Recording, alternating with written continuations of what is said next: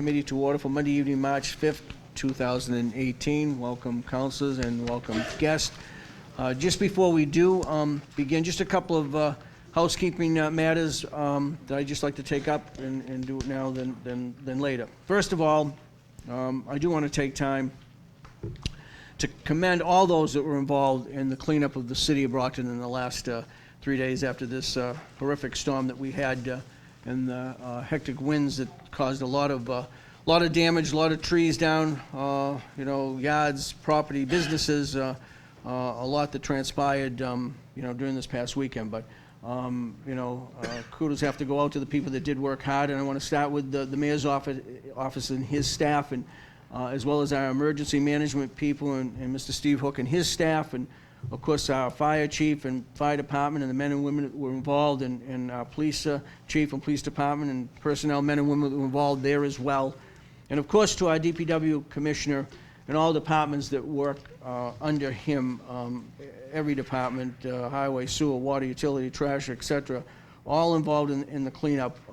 Without their due help and without him being out there and everybody coordinating, I don't know if we'd really be sitting here tonight. And of course, we do have to thank National Grid and the Davy Tree people that came in as well and helped clean up, the debris of the trees. And I know it was a little sketchy at first waiting for National Grid to arrive, but when they did arrive and the mayor and DPW commissioner and others were involved in conversation with them and said we must get going, they got going. And I think the going has been good. I think the last message that you may have all received this evening, I think we're down to less than about 1,200 people without power, and that includes even some businesses. And a lot of the big stretch was taken care of just a short while ago on Pleasant Street. Westgate Mall area was definitely down. So, Omen's job here, and definitely commend all those people for all the work they did and the hard hours that they put in. So, appreciate it on behalf of the City Council, I as President, and I think I can speak for the councils as well. The second item I just want to touch base, and you also received last week a message in regards to the elevator. We had bidders, but no bidders. Or I should say we had interested bidders, but nobody bid.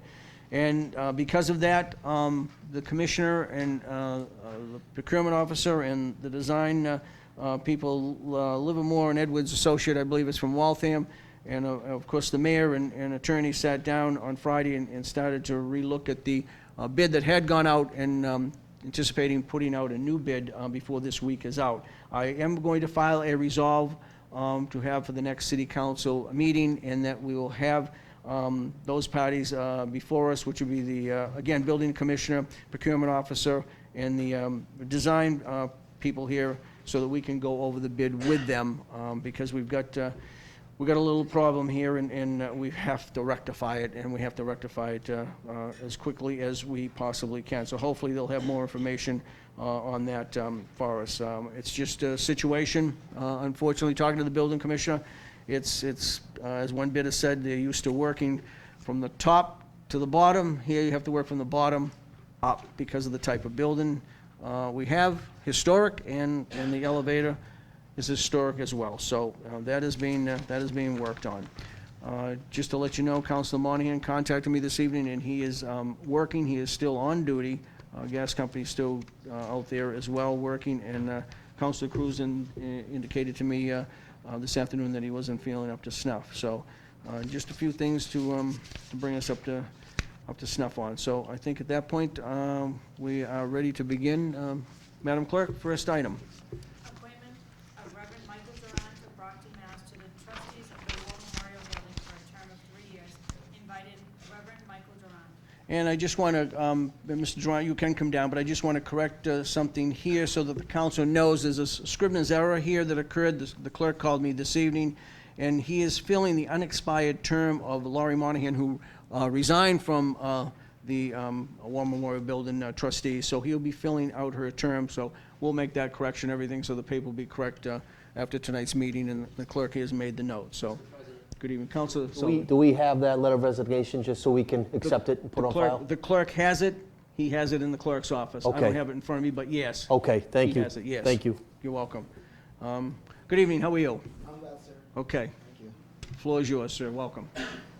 Okay, yeah. So my name is Reverend Michael Durant. I'm from a local ministry, number 4 North Main Street. And we do a lot of community work. We started here a little while ago. Oh, you can't hear me? Oh, I'm sorry. We started here in the community a little while ago. We are pretty well engaged in what we do. We help homeless people. We give out clothing. We work with different groups, different collaborations, and hence the reason for my interest in the War Memorial Building Committee. Questions, councilors? Council, yeah, Council As a Fowler. comment, colleagues, we all know Pastor Durant, but if you look at his resume, he's ministered to homeless veterans.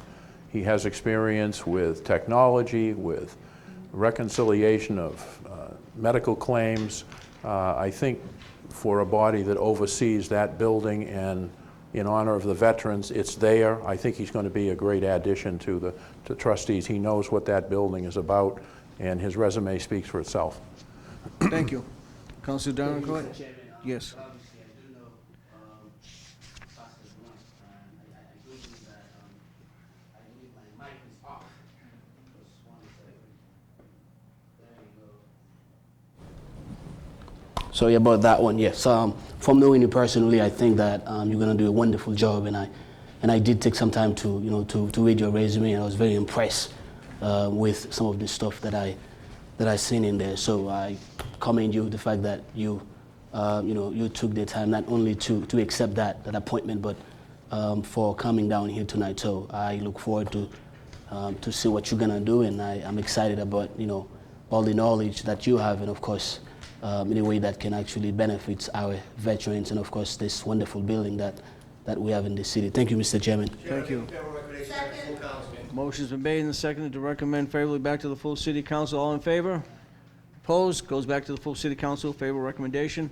We'll have the appointment before us for next Monday evening. Thank you, Reverend. Thank you, sir. Thank you for willing to serve. Thank you, everyone. Thank you. Next item, Madam Clerk. Appointment of Tina Cardoso of Brockton to the Zoning Board of Appeals as an alternate. Invited Tina Cardoso. Is Tina here? Chairman, make a motion since she's not here. We'll give her some time. If we could put that later on the agenda. We can, and I'm just going to make a comment on that because I did hear today as well as some people received letters and didn't receive letters, which could be a mail issue, and if she doesn't come in, then we'll just postpone until the next finance meeting, okay? But we'll put it to the end if we want to do that. Yep. Chairman. Oh, that's the formal motion. Second on that? Motion been made and seconded. We're going to put this at the end. All in favor? Opposed? Thank you. Madam Clerk. Appointment of Doris Smith of Brockton, Mass. to the Zoning Board of Appeals as an alternate. Invited Doris Smith. Good evening, Doris. How are you? Good evening, Councilor. Go ahead. Whatever you have to say, sure. Yes, my name is Doris Smith. I live in Ward 5, Brockton, Massachusetts, on Prince Street. And I want to thank the mayor for meeting with me and nominating me to the zoning board as an alternate. I am a present state employee and full-time, and I have a small business that I have created, a tailoring and sewing business. Councilors? Move to recommend favorably. Motion's been made and second on the motion. Motion, if I could. Council Sullivan? Thank you. Good evening, Ms. Smith. I've known you for many years. You're a great educator. The question I would have, and I never served on the zoning board, but I did serve on the planning board, is relative to zoning matters. Do you feel because you'd be an alternate, and I would ask this of Ms. Cardozo as well, alternates aren't called that frequently in the city of Brockton, but they do get called, and sometimes it's at the last minute. Do you feel that you would be able to get a grasp and understanding of a specific project if it's like less than 24 hours notice? So I can answer your question, Council Sullivan. When I met with the Mayor Carpenter, and he interviewed me and talked about my skills, and that the procedure for the zoning board is that as an alternate, you're not necessarily called on to vote at every meeting, but I should be there to learn the zoning laws. Not just because I'm not being called to vote, but I should be there to learn from the other members as to the zoning laws of the city of Brockton. Yeah, and also Mass General Law 40A is the zoning standard under the law. So there's a parameter. I think that's brilliant if you do that. I know that many alternates haven't done that, so if you take that suggestion and run with it, I think you'll do just fine. So I appreciate that. No other questions? Thank you.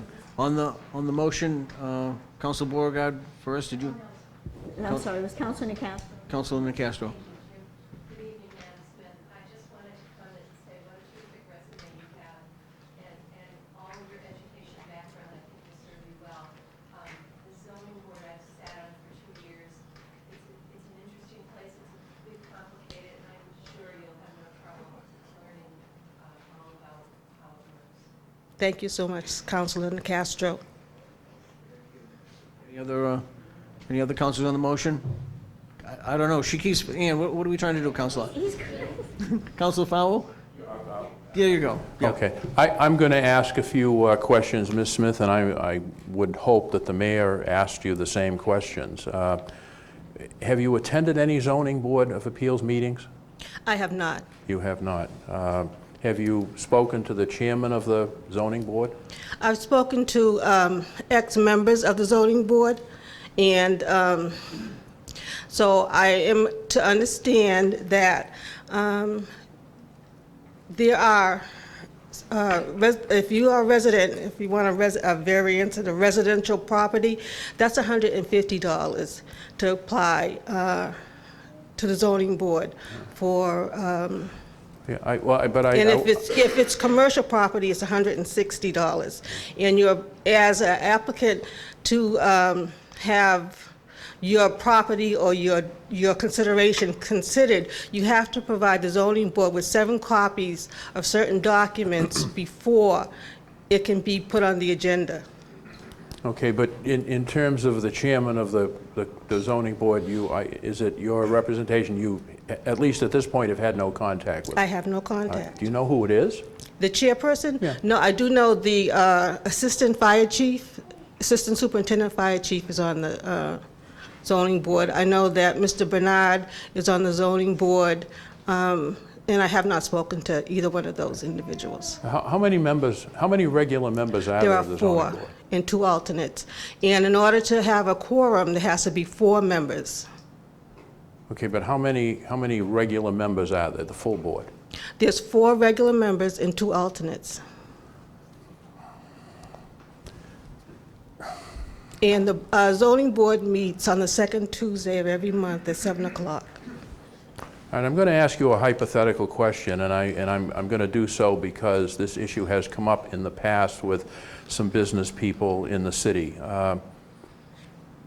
You've been called to sit in the zoning board. There's a complex issue coming up at night, and the mayor calls you and says, Doris, No, the mayor doesn't call me to sit at a meeting. The chairperson of the zoning board calls the meeting if 2 members want to call a meeting within 48 hours. That's part of the bylaws. So No, the mayor doesn't call anybody. I hadn't finished yet. The Okay. mayor calls you as an individual member of the Zoning Board of Appeals, as an alternate, and says, you know, Doris, I really need this to pass tonight. I really need that petition to pass tonight. What would be your response? The mayor, that's not his call.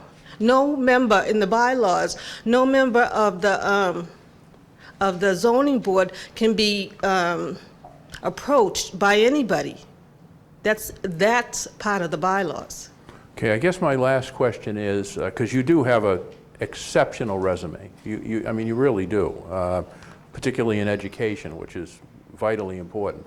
Have you ever had any training, experience, or education in applying zoning laws to Chapter 40A, which is our general laws that cover it, and petitions before a zoning board? Do you have any experience with those, analyzing and applying those regulations or those laws to a zoning issue?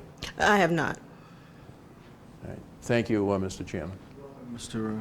Councilor Fowle. Councilor Derrencourt, on the motion. I would like to personally thank you for taking the time to come down here tonight. And I did take some time to read your resume, and I think in my opinion, I think you are one of the best appointments so far that I've seen in this city. And I could not be more happy to actually see someone like yourself serving in that capacity, given the fact that we are talking about diversity. And of course, I would like to see more women serving on those boards. And I think I am very excited to see that you actually taking that call. And I personally will vote in favor of you 100%. You got my vote, and I would like to to commend you on everything that you've been doing in this city. I know you are very passionate. You are a very highly educated person, and I've worked with you in the past, and I know what you can do. And I think the residents of Brockton would be very happy based on what you can do. So again, thank you so much. I truly appreciate the fact that you take the time to come down and answer to some of our questions. Thank you, Mr. Chairman. Councilor Rodriguez. Thank you, Mr. Chairman. Ms. Smith, how are you? Yes, Councilor Rodriguez. Kisse? On the motion. I just want to basically follow up something that Council Falwell was bringing up, and I think it's important for us as we move forward in the city to make sure that individuals who are appointed to sit in boards at least have an idea of what goes on those boards. Yes. And I think it's important for you, you're not going to be a member of the zoning board, but you're going to be an alternate. But I think one of the things that it was getting to is that you should get to know the individuals who sit on those committees and get to know the chair of that committee, who's very influential and, as you said, is the one that actually makes the call as to when the meetings are scheduled or not scheduled. The chair is actually sitting right here. He's sitting in the back row there, the former fire chief of our city. And there are 5 members on the board because the boards have to be on an odd number so that if there's a vote, it could go, although it doesn't matter as much in the zoning, but you need to have Thank you for that correction. an odd number, by the way. But I would say that, and I will support your application to this board. But I suggest in the meantime that you approach the chair and some of the other members of the committee to kind of get the sense of what goes on, because no one is born with experience. Experience is something that we learn as we go along. And I think based on your resume, you're more than able to get those experiences. But I think it's also important for you to attach yourself to the individuals that are sitting in those positions to give you the insight of exactly how things function on that board so that you can succeed on them. Thank you, Councilor Rodriguez. I just wanted to follow up. I just wanted to go step by step. The first step after the nomination would have been to come before the council. So I do know that there were names on the sheet, but I didn't feel comfortable approaching those individuals just as yet until I passed this step. Well, you have my permission to do that, so you're all set. Thank you. Okay.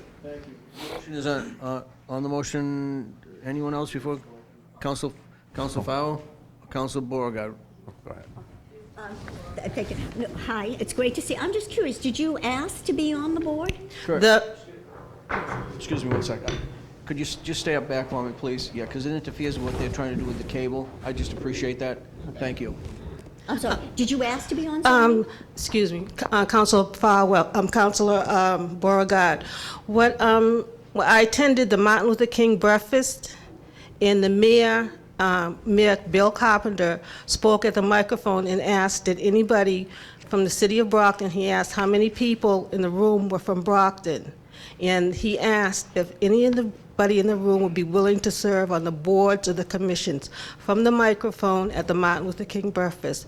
I then approached his assistant, Darren Duarte, as he instructed from the microphone, and from there carried forth in the process. Okay, thank you. Just so everyone realizes, it's unbelievable. It's 3 pages long. How much her education is, how extensive it is.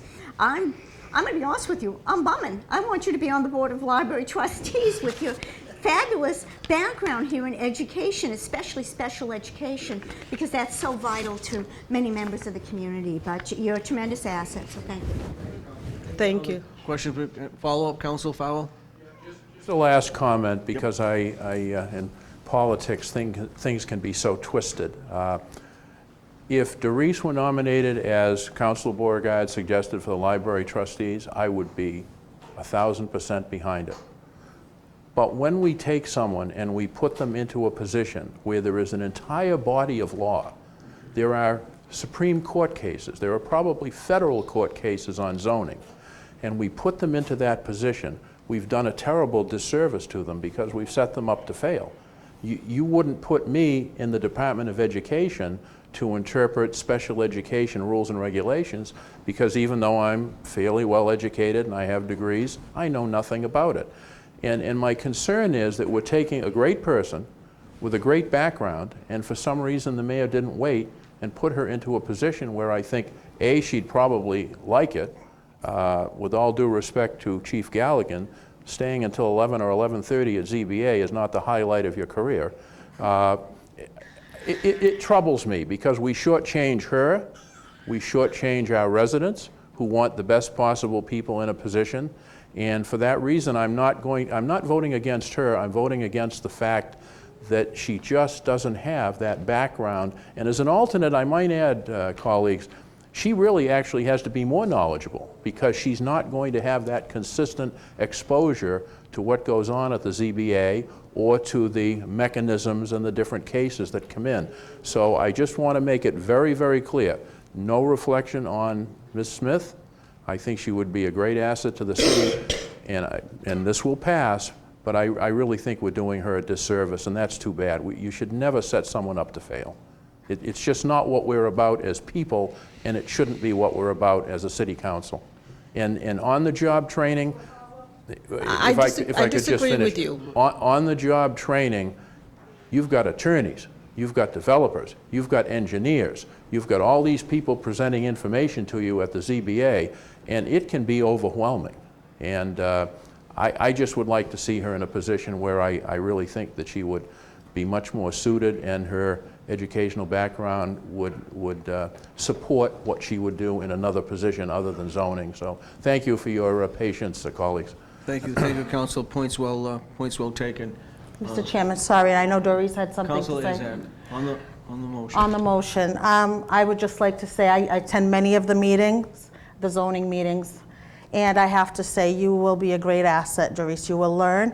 You will. We have a wonderful chairman that dedicates his time. He's at the meetings. When you first came up here, you said that you will be attending the meetings once you get appointed, and you will learn. And this is a learning process. We can't have all attorneys and all engineers on our boards. I mean, that would be wonderful.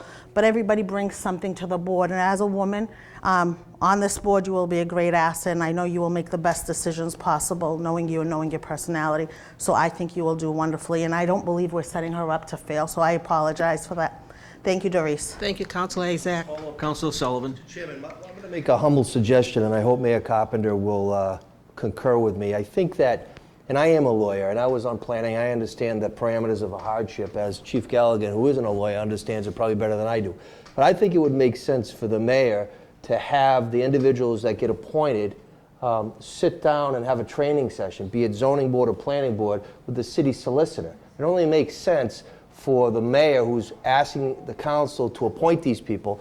I mean, Doris is highly intelligent, she'll grasp it, but again, being a non-lawyer, you know, it does make a difference. So I would humbly ask through you, Mr. President, to have Mr. Carpenter vis-a-vis the mayor's office ask the city solicitor to any and all, not just Ms. Smith, but any and all people that are appointed to these boards, specifically boards that have legal parameters, zoning and planning without question, conservation without question. I think it would do a disservice not to have a training session. Much like when the city council gets elected, we should have a training session. The mayor should have a training session, and they do. And I know Mayor Carpenter went to the Harvard thing. But I think through you, if you could respectfully ask all 11 councilors requesting that, I think it would benefit everybody that comes before you.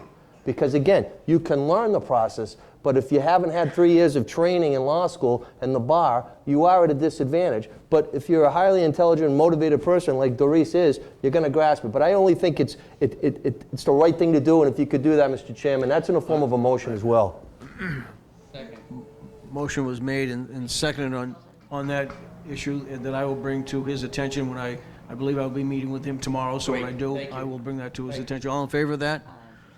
Opposed? Okay, I will On the speak then. motion, though, I still have, we have our city solicitor here. Can we ask him? I believe there is some sort of training for some of the new board members. Does anyone have any objections to the city solicitor? No objection. Thank you, Council President, members of the council.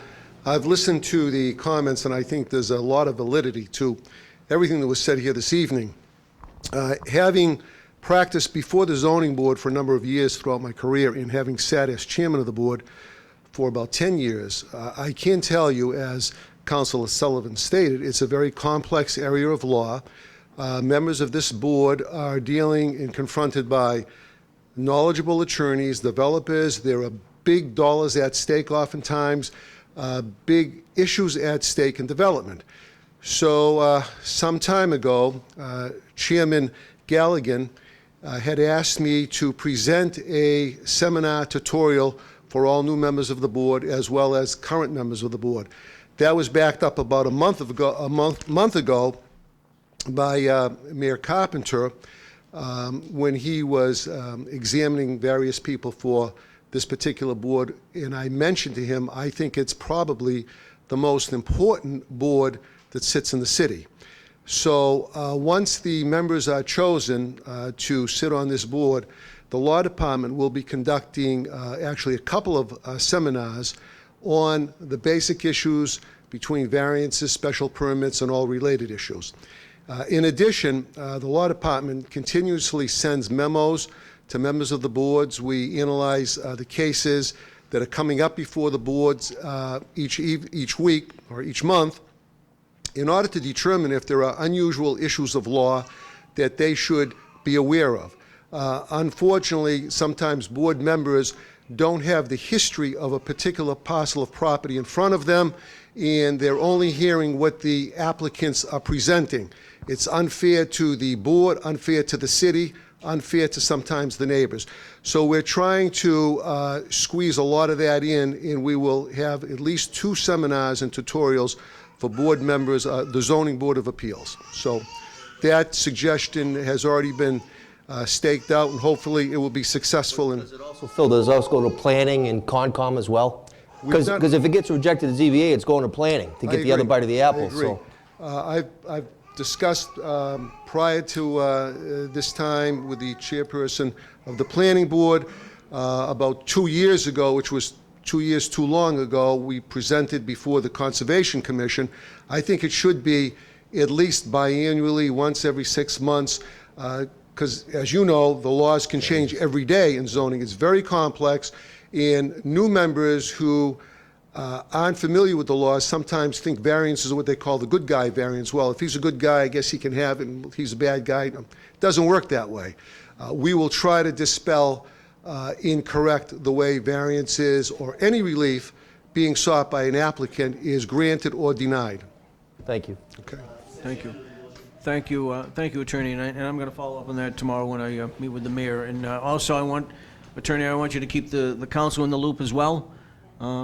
I've been on the council 15 years, and there's times when I'm still learning when I go to the zoning board. And I was on the planning board 20 years ago for about 3 years. So, I mean, it's always good for us even to, if we're able to attend and sit in and listen, I wouldn't mind doing that myself. I'd be happy to do that. Thank you. Mr. Chairman, I would like to ask the attorney a question. Would that be possible? On the motion, On the motion, Councilor Dorancourt. I mean, I kind of like listen to what you have to say in terms of qualification. Would you agree that the only people that should serve on that board has to be lawyers or have some kind of like law knowledge? No, it's not mandatory that they have to be lawyers, but they have to have knowledge of the law. So you mean like they have to have knowledge of the law? And what if that person doesn't really care about learning anything about the law? So would this be an automatic disqualification? If they don't care about learning anything about the law? I mean, I believe according to what you said, it's kind of like important for that person to have some kind of like law knowledge. Let's face it, I'm not a lawyer myself. I mean, obviously. Let's say that I would like to. What I said, what's important for them to learn about the law. That's the purpose of the tutorial. Many of them, there are lawyers who practice zoning, who have sat on boards, who have no idea of the law. And I think any lawyer sitting here this evening will understand what I'm saying. I think it's important they have a willingness and an eagerness to learn the law, to understand it, to learn the nuances that are applied and try to make the determinations based upon the law and the guidelines and the opinions suggested by and offered by the law department. Yeah, I mean, I think my issue with this kind of situation is that, I mean, based on what I'm hearing, it's like the way I get it is that, let's say that somebody has no knowledge whatsoever about the law. I mean, well, obviously you got an educator, somebody who's able to educate, and I'm not saying that they don't want to learn about it, but maybe that's not their field. And let's say whomever is the mayor appointed that person to serve on this board, and I feel like it could be a potential issue given the fact that he or she may not have this knowledge. And the reason I'm saying this is based on what my colleague Farrell just mentioned, and of course Councillor Sullivan also talked about, because given the fact that, well, obviously she's not a lawyer, and as we speak she is in the process of sort of like being on that board. So for me, I feel like because she doesn't have this law knowledge, it could be like a potential setback, not just to her, but to anybody. That's not what you are saying. That's what I'm feeling. No, that's not what I'm saying. Okay, go ahead. What's the question? So the question is that, it's like, is there a requirement for somebody to be on that board? Because according to what you just said, you believe that it is the most important board, which I agree, but is there a requirement, some kind of qualification before somebody get a point on that board? There is no more of a written requirement to sit on the board as there is to sit as a city councilor. Okay. I mean, well, how do I put this? I mean, I think this is sort of like two different things, given the fact that being a city council, you have to be elected, and being a member of any kind of board in the city, you have to be appointed. I mean, I think The common element is the ability and the willingness to learn and understand the law and abide by the rules and opinions that apply to the law. So, yeah, And I I mean, think a person of average intelligence, and certainly the applicant standing to my right is above average intelligence, will be able to do that. But it is a commitment, and it is one that is a ongoing commitment once they sit on the board. I mean, I sort of like, I will not say that I agree with what you said, but I. Well, you can say that. But well, that's not a joke. I mean, I think this is a very complex situation, not just. That's why it came forward. It's very complex, and how do I put this, Mr. President? Can I get like one minute or I'm a going to couple let you make seconds? a quick point, because we're going. Okay, let me just make it we're quick. just going The down a reason different the path. reason why I'm saying this. Let me finish. I'm chairing the meeting. Let me finish. You can make your. I am an elected official. I as you are. said you can make your point, but I don't want to be going down a different path. It seems we're going back and forth with what the attorney is saying, and I think it's been said. And we're going to do whatever we can to set up to make sure that we have training sessions for people that sit on these particular boards that are important. Personally, I think zoning board is very important. Yeah. You have to have the understanding, and I don't know if you as a city council have attended any meetings yet to listen. You should at some point, because constituents call you constantly in regards to something there. So now you can get me into going back and forth, but I don't want to. No, but So you could, I'm though. going to let you finish with what you have with the attorney, and then I want to move the question, okay? Because we're spending too much time just on the No, one. but I mean, I think the issue that I do have is that you said that the same way there's no qualification to be a city council, at your statement, it's like the same way there's no qualification to be an appointee. And my concern is not really with you. My concern is that, let's say that somebody would like to join that board, and, well, obviously, they don't have any law knowledge and whatsoever. I don't want them to feel uncomfortable in terms of like saying no to that, given the fact that we have a lot of educated people in this city. It's not really you. And obviously, one of you said, I do believe there should be some kind of like training to train, well, I myself did not get a training when I got elected, and I think this was a mistake, given the fact that we need to kind of like know what's going on. And of course, some of us do speak about it, but I do believe that serving on this particular board should require some kind of like training, so people can understand the complexity of the issues and what they have to do. That's not my fee. Chairman, that was the whole point of what I said. I'm going to call the vote. Favorable recommendation on the floor. It was properly seconded. I call the vote. Favorable recommendation on the floor. All in favor? Opposed? Goes back to the full city council. Favorable recommendation. Thank you, Doris. Councilor Ianieri. Madam Clerk, next appointment. Appointment of Tony Gonzalez of Brockton, Mass. to the Brockton Planning Board for a term of 5 years. Invited Tony Gonzalez.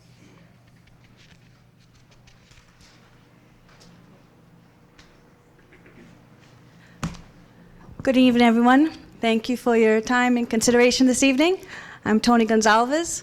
I've been in business development for healthcare, working with Department of Public Health and other regulators for over 20 years, and a homeowner in Brockton for 15 years. I have an 11-year-old boy who goes to West Middle School here, and that is why I'm interested in sitting on the planning board. Also, as my role in business development with the adult day health company I currently work with, we own 4 adult day healths in this area, 3 in Brockton and 1 in Stoughton. I'm a project manager and was involved in the planning and building of 2 new centers, the one on Center Street, South Shore Haitian Adult Day Health, where I met several times in front of the zoning board, once with the planning board, and then we built a center in Malden, so I've had actually extensive experience with the planning board in the city of Malden. That one was a little more intense, as the city of Malden didn't allow for ADHs to be in the city of Malden. There was no zoning for it, so we first had to get through the zoning piece and allow for ADH in the city of Malden, and then submit all the appropriate applications and working with the engineers and the architects, submitting the plans, getting the permits and the approval from the planning board to proceed forward with building the centers. And I understand as a member of the planning board, it would be my role to think of public safety, as you got to consider the traffic flow in and out of these new businesses. You have to think about the pedestrians, also the neighbors. So if it's a multifamily, maybe a single family that wants to go to a multifamily, how that is going to affect the neighbors, and parking. So there's a lot that goes into it. I've been involved in it. I have learned a lot. I know I have more to learn, and I am very committed to doing that. There's pretty much not anything that hasn't been put in front of me that I haven't been successful with. So on that note, do you have any questions? Great, thank you, appreciate it. Appreciate you wanting to serve as well. Questions, councilors? Councilor Fowle? Tony, but she is a neighbor, exceptional resume, very well qualified, and certainly knows about business development planning, and I appreciate your willingness to serve. Thank you, Mr. Fowle. Councilor Nacastro? Hi.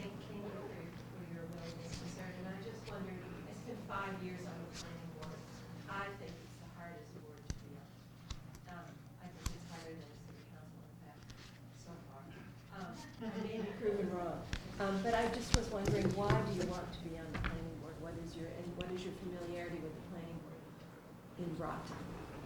Well, as I mentioned, when I was assigned as the project manager with building the 2 centers that we built, I found it very interesting.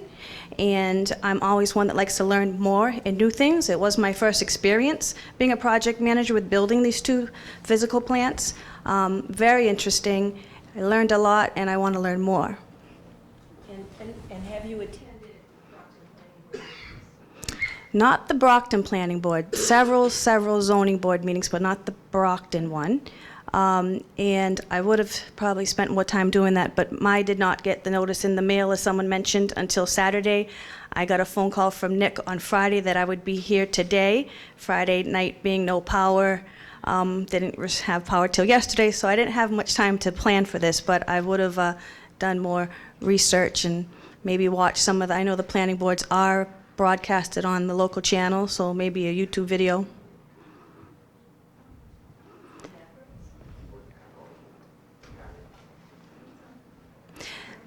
As I was saying, I would have taken more time to view one of the hearings on the local channels on a YouTube or something if we'd had internet this weekend. I had very short notice to plan for today, but I would have done that and can attend a few planning meetings. Sure. Many planning boards in many communities are taped and broadcast. Yeah. Unfortunately, at this time, Brockton's is not. I sure would like to see them okay. taped. I think it would be a great public service. I just, thank you very much. You're welcome. Mr. Chairman. Any other Councilor Sullivan and Councilor Derencourt? Good evening. It's very refreshing that you talked about the impact on the neighborhood, because I served 3 years on the planning board, 13 years on the council, a council on the Castro. I think the city council is harder after 13 years than the 3 years that I served on the planning board, but it's a very daunting task. But I think it's very, very important what you said, because the detrimental impact on a neighborhood, either commercial, residential, is vital, especially when you're seeing all the development in the city of Brockton. So I without question, support, your application. And I think it's good that you also saw the city of Malden, because, that's a different, form of government that we have up there, but it gives you still a feel for what it is. The fact that you went before Brockton zoning gives you a feel as well, because there is one planning board member that sits on the ZBA as well. So I just want to thank you for putting your name in. Thank you. You're welcome. Thank you. Thank you, Mr. Chairman. Councilor Darren Court. Well, obviously, I'm probably gonna say exactly what I said to Ms. Smith. I know how passionate you are about Brockton, and of course, what you stand for, and I know that you're gonna do a wonderful job. I personally would like to see more women serving on all the boards in Brockton. So I think by seeing you tonight taking the responsibility to serve on that board, it truly inspired me to see that yes, we are moving forward. So I would like to tell you that you got my vote, and I cannot wait to see you start your appointment. Thanks. Thank you. I appreciate that. Thank you, Councilor. Motion's been made and seconded to recommend favorably to the full city council. All in favor?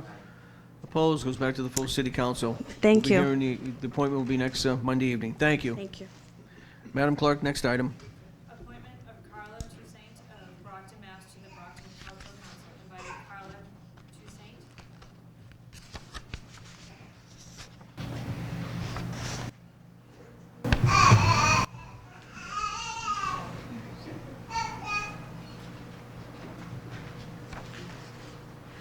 Good evening, How are everyone. you?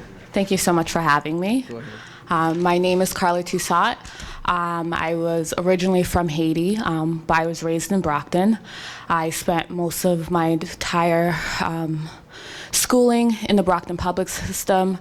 I'm a 2010 Brockton High alumni. I'm a community organizer.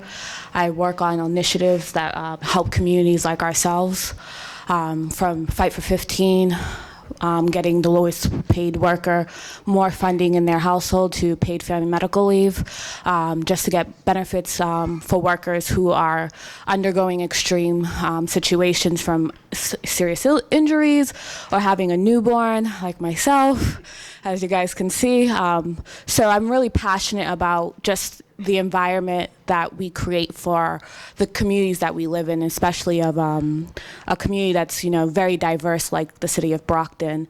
And as Ms. Smith, Doris mentioned, I wanted to be part of the cultural council for. It was an obvious reason.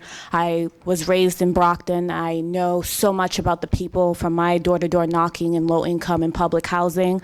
I worked on so many different activities in Brockton. I also am a mentor with the Episcopal Boys and Girls Brigade. So I'm really, really invested in the community. And I know one of the greatest things that Cultural Council does is allocate funding for, field trips, local artists, and just to develop the community and really enrich the diversity that we do have. So thank you so much for hearing me out. Move to recommend favorably. Motion's been made and seconded to recommend favorably to the full city council. All in favor? Opposed? Goes back to the full city council. Favorable recommendation. Thank you. Thank you. Next item, Madam Clerk. Appointment of Lisa Villani of Brockton to the Brockton Cultural Council. Invited Lisa Villani. Good evening. How are Hi. you? I'm good. Good. So I'm Lisa Villani. I've lived in Brockton my entire life. I retired 2 years ago from the Brockton Public Schools. And if you do look on my resume, I never thought I'd be doing a resume at 60 years old. So there's a few errors in there, but that stuff happens. I've been a past recipient of the grants through the Cultural Council for many years, being in the public schools, especially middle school, and being a musician. And we have such a large musicians community in the city, as well as arts, and we all kind of know each other. It's a very small little community that we have. But I would love to be involved in getting these grants and having a lot more done in the city. I just find it would be a fascinating process being on the other end instead of the receiving end. Take the favorable recommendation back to the council. Motion on the motion, Councilor Azak. I would just like to comment, the last two appointments are Ward 7 residents, and I'm very proud that Ward 7 is well represented, so thank you. Thank you, Lisa. Thank you. Motion's been made and seconded to send back to the full city council. Favorable recommendation. All in favor? Opposed? Goes back to the full city council. Next item, Madam Clerk.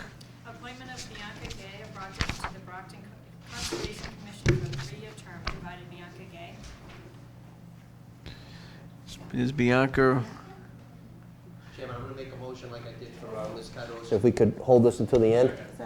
Motion made and seconded to hold this till the end. All in favor? Opposed? We'll hold it till the end. Read number 8, Madam Clerk, and I'll fill in from there. Go ahead. Appointment of Matthew Kerrigan of Brockton to the Library Board of Trustees for a 3-year term. Invited Matthew Kerrigan. And on Friday afternoon, the mayor received an email from this gentleman and indicating he was thankful for the appointment to the Board of Libraries of Trustees, but at this particular time, he's unable to accept the appointment and wishes to, again, thank him for the consideration and understanding. So he's withdrawn, so I would just table this and let it stay there. Motion to table. Second. Motion been made and seconded that we table this particular appointment. All in favor? Opposed? That one's been tabled. We will go to item number 9. Appointment of Brian Madden of Brockton, Mass. to Brockton Community Cable Access for a 3-year term. Invited Brian Madden. Man, how are you? I'm well. Good. Good evening. Good everyone. evening, sir. Thank you for the opportunity. Well, my name is Brian Madden, and my affiliation with Brockton Community Access goes back to when it was BCCT. I started as a volunteer in 1994. I have worked on multiple shows as far as being audio, director. I've produced. I started as a volunteer, calling games, working on the crew as far as basketball, football, even hockey. And during that period of time, I was hired as an employee part-time, and I even was hired full-time later on as director of programming. Now, I left Brockton Community Access in 2011 because there was a ceiling. There was no room for growth. In 2011, I went back to school and got my bachelor's degree. During my time with BCA, I am familiar with the board. I'm familiar with Moses Rodriguez, who is a past member of the board, Tom Minicello, Joe Miranda, Lois, all of those members. So my community activism has resurfaced since my position with Brockton Public Schools is now a day position, and it allows me to get back involved in the community. At one time, I was the youth advisor for the NAACP. I've served on the Massasoit Advisory Board. I've served on so many boards and committees. And I feel that my knowledge of Brockton Community Cable Television and how it works, the background behind it, shows my experience in the position and my dedication to the city of Brockton. My roots are deep here. I've been here a long time. I am a Brockton High alumni. I went to North Junior High, I went to Howard School, I went to Franklin School. So I feel that I would be an asset to Brockton Community Access in all aspects. Make a favorable recommendation back to full council. Motion been made and seconded to send back to the full city council with a favorable recommendation. All in favor? Opposed? Goes back to the full city council. Thank you. Thank you for willing to serve. We have item number 2, and we have item number 7 it is, Bianca Gay, and then we have Tina Cardoza. Obviously, them not being present, I would say they didn't receive the letter in the mail, so I would probably ask that they're not here, that we postpone until the March 19th finance meeting. I'll make that motion. Second. Motion's been made and seconded that we postpone those 2 appointments till the March 19th finance meeting. All in favor? Opposed? We'll hear from those 2 people on March the 19th. Madam Clerk, item number 10. Appropriation of the grant in the amount of $290,000 from the fiscal year 18 Senator Charles E. Shannon Community Safety Initiative Grant to the City of Brockton Police Department, fiscal 18 Senator Charles E. Shannon Community Safety Initiative Grant. Good evening, Chief. Good evening. How are you? I'm good, thank you. Good. This is the Charles E. Shannon, Senator Charles E. Shannon Public Safety Initiative Grant. I've had it for over 10 years, and this is just this year's version. Move to recommend favorably. Second. Motion's been made and seconded to recommend favorably on that. Councilors, all in favor? Opposed? Goes back to the full city council. Favorable recommendation. Thank you, chief. You stick around for one more? All right. Order that the city council accepts the total grant award of $150,000 from the fiscal 18 municipal police services staffing grant to the City of Brockton Police Department, fiscal 18 municipal police services staffing grant fund, no match required. John Kelly, Chief of Police Department. Good evening, Chief. Good evening. The municipal staffing grant, we've got this the last 4 or 5 years. Helps us supplement our overtime. Again, it's nothing new. It's the same as... On the motion, Council Rodriguez? Yeah, Chief, I just want to ask you a quick question. These are grants that the city is getting? Yes. From the Commonwealth? Yes. How is the amount of funds that we're getting from the Commonwealth compared to some of the other funds that the comparable cities of our sizes are getting?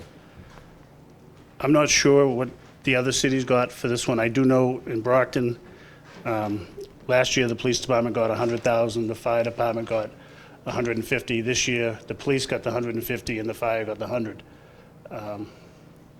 I haven't compared it to other cities and towns. Now, are these grants that you apply for a set amount, or it's basically there's an open ceiling, so you're asking for $150,000, or they're telling you the most you can get is $150,000? No, I believe we asked for $500,000 for the police and $500,000 for the fire. This is what was allotted. Is there any way you could possibly verify from the other communities? Let's say, I'm not talking about Boston or even Worcester or Springfield, but I'm looking at places like Lawrence, Lowell, New Bedford, Fall River, Quincy, and see what they're getting from these grants as well. I could try to, and I'll email it to everybody. I appreciate it, sir. Thank you. Thank you, Council. Any other questions? Motion was made and seconded to recommend favorably to the full city council. All in favor? Opposed? Goes back to the full city council. Thank you. Thank you, Chief. You're welcome. And item number 12, Councilor Fowle.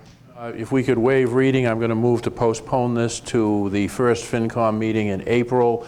First, Captain Hallisey has a prior commitment, and secondly, I've spoken with the city solicitor about this, and because of the complexities of this proposal, he's going to convene a meeting of 3 or 4 of the principal people involved who would be affected, so that we can kind of cut through any excess verbiage and get down to exactly what we're proposing. So Okay. Motion been made and seconded that we postpone this to the first FinCom meeting in April. All in favor? Opposed? Goes to the first meeting in April. Thank you. Madam Clerk, item number 13.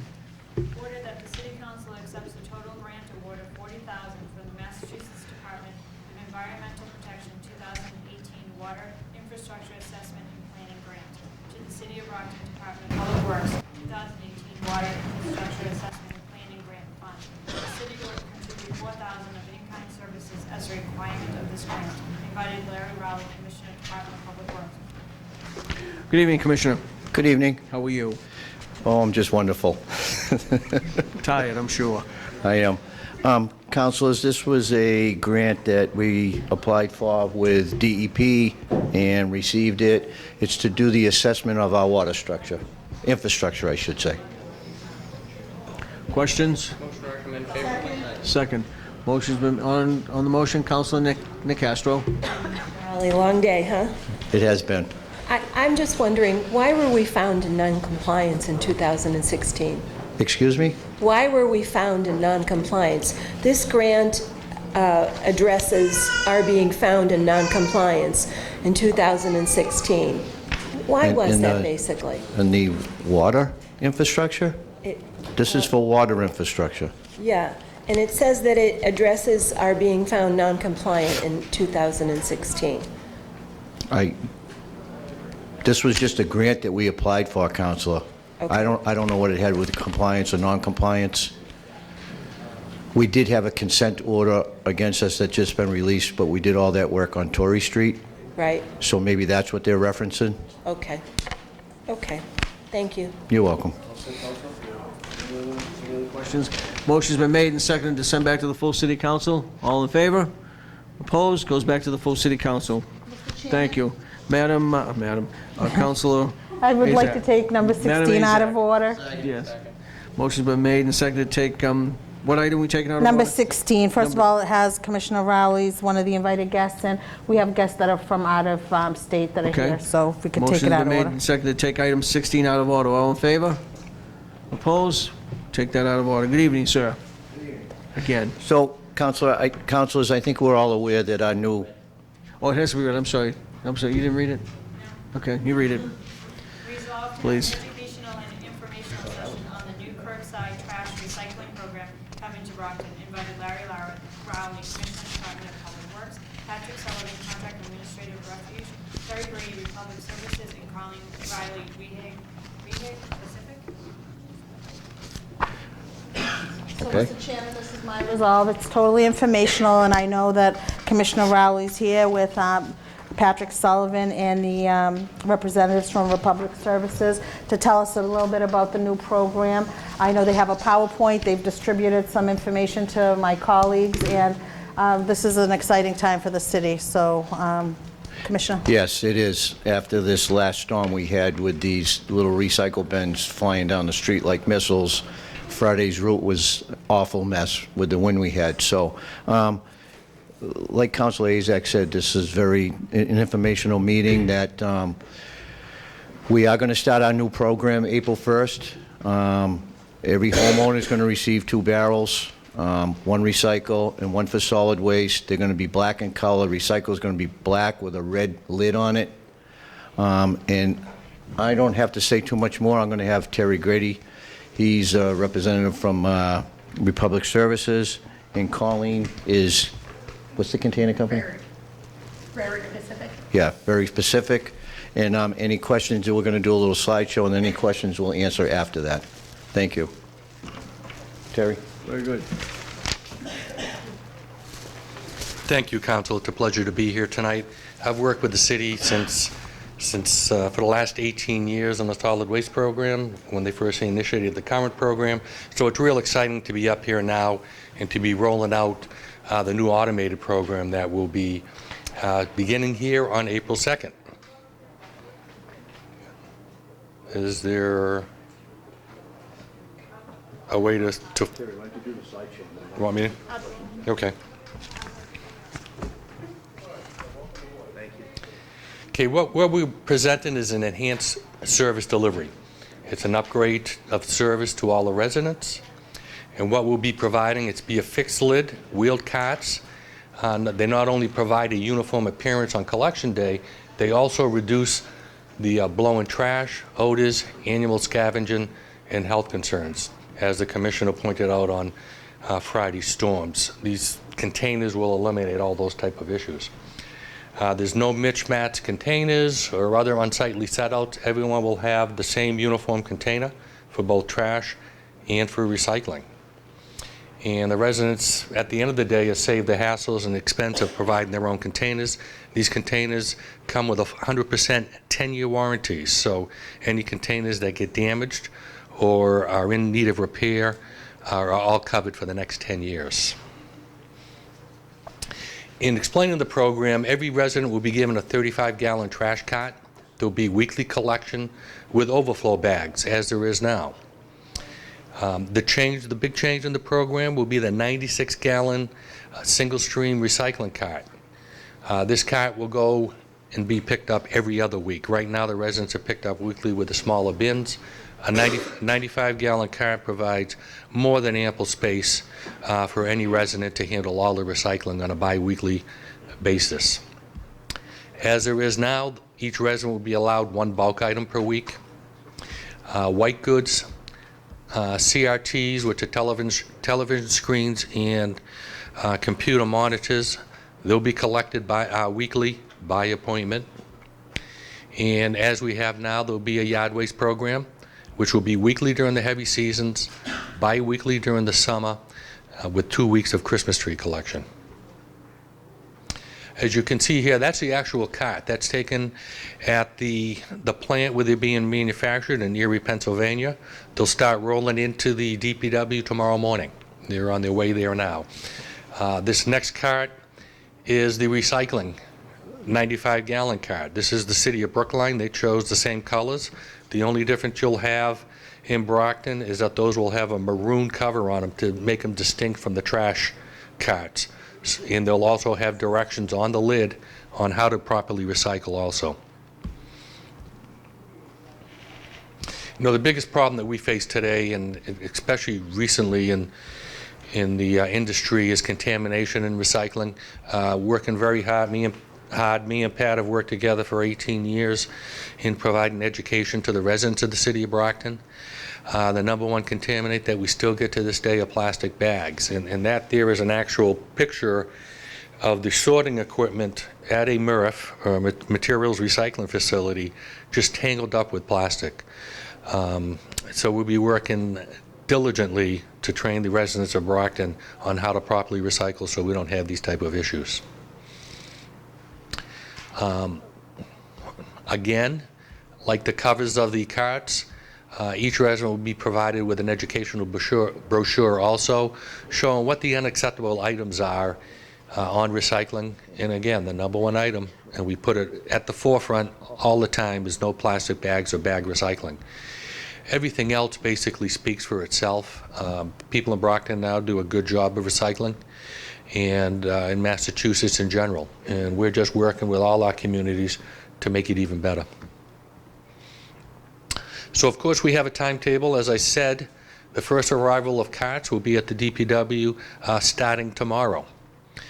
On March 26th, the first deliveries will be delivered to the residents of Brockton. We'll be concentrating first on the Monday routes, so that on March 26th, which is a Monday, those residents can start filling their containers, so the following Monday they'll be the first ones to be collected.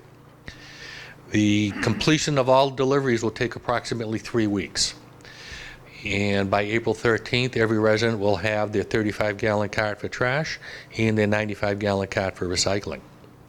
And then on April 2nd, we have a series of new vehicles that are going to become being used here in the streets of Brockton with automation on both. All the trucks will have automated arms that the drivers control with a joystick lever, and will pick up the carts automatically, empty them, and put them back down in place where they got them. So all residents will receive their new carts beginning April 2nd, or receive services as of April 2nd. There will be residents who don't have their carts yet. The equipment that we're bringing into the city has the capabilities to empty both carts and empty conventionally, so that no one will be missed. Everyone will be receiving the service that they expect. And thank you. Any questions? Just a request, could you email that PowerPoint to Commissioner Rowley if he doesn't have it, so we can have it? It's right there on the stick. He can take it with him tonight. Okay. And the other thing, I'd like to thank Councilor Razak and Commissioner Rowley and everyone for working on this. This looks like one of the most organized, easy to understand rollout of a program in Brockton in a long while, and I think the residents are going to be very happy. I think they're going to be pleased with the single stream recycling. Granted, we won't be picking up every week, but I don't see that as a problem. So it's a nice step forward for the city. I mean, I know refuse is pretty hard to get excited about, but it's really important because you need to keep the streets clean. The only thing I would ask of Commissioner Rowley, wherever he may be, no, don't even get up. I know what you've been up to. Some people put out their refuse much too early. For example, I have a neighbor that drives me crazy, and they'll put out on Wednesday morning for a Thursday pickup. And I know it's supposed to be, I believe, after 6 o'clock. The squirrels get into it, the dog gets into it, and it drives me crazy. So could we at least maybe emphasize a little bit of, if we see someone putting out trash much too early, even though we're going to have new containers, I think we need to get into a rhythm of the proper time to put it out and protect ourselves from, just haphazard leaving rubbish on the sidewalk, refuse containers on the sidewalk. But thank you for your work on this, Commissioner. Yes, if that does happen with anybody, and you just give me an address, and I can send them a friendly letter asking them, please don't do this. Yeah, I see it too, Councilor. And we're going to try to stop what we call the snow coning of barrels, meaning, you know, the barrels are overflowing. These lids are going to have to be shut. If they're not, you know, we're going to have 3 or 4 weeks of maybe some hiccups here that we're going to square away, and we'll stick at that and ask them not to continue doing this. So, yeah, I'm excited about it too. Thank you And very also, for all the councilors, whenever you're going to have a ward meeting between now and April 1st, please, this whole team will come. We're going to try to get the barrels there too, just to show the people the barrels. So just let me know, and I'll make the arrangements with my team. Also, I'd like just Pat Sullivan to come up real quick. Sure. To talk about the handouts he gave you tonight and what we're going to do with them. Thank you, Counselor. You're welcome, sir. The things that I passed out, first, the ones in the plastic bag. When they roll out the containers, those bags are going to be tied to the back of each container. It's the basic first part of the information package, and the emphasis, as you can see in that flyer, is on the front just a little bit about the about the program, a little bit about not putting the containers too close together so that the automated trucks can grab them with the arm, a little bit about making sure it's out by 7 o'clock in the morning, I believe, on the front there, and a couple of just basic things.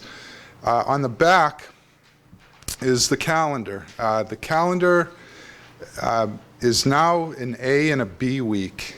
So when you have your recycling, what they did is, if you had Monday, they used to pick up all the recycling. Well, now some Monday streets are called A week and some are called B week. And we were initially going to attach them, but there's 30 pages of streets, which would have made the flyer a little bit awkward. So there's several ways that you can either find out about that, which we've listed on there. You can either call the office. It's already up on the city website. There's 3 different links to whether you're an A street or a B street on there.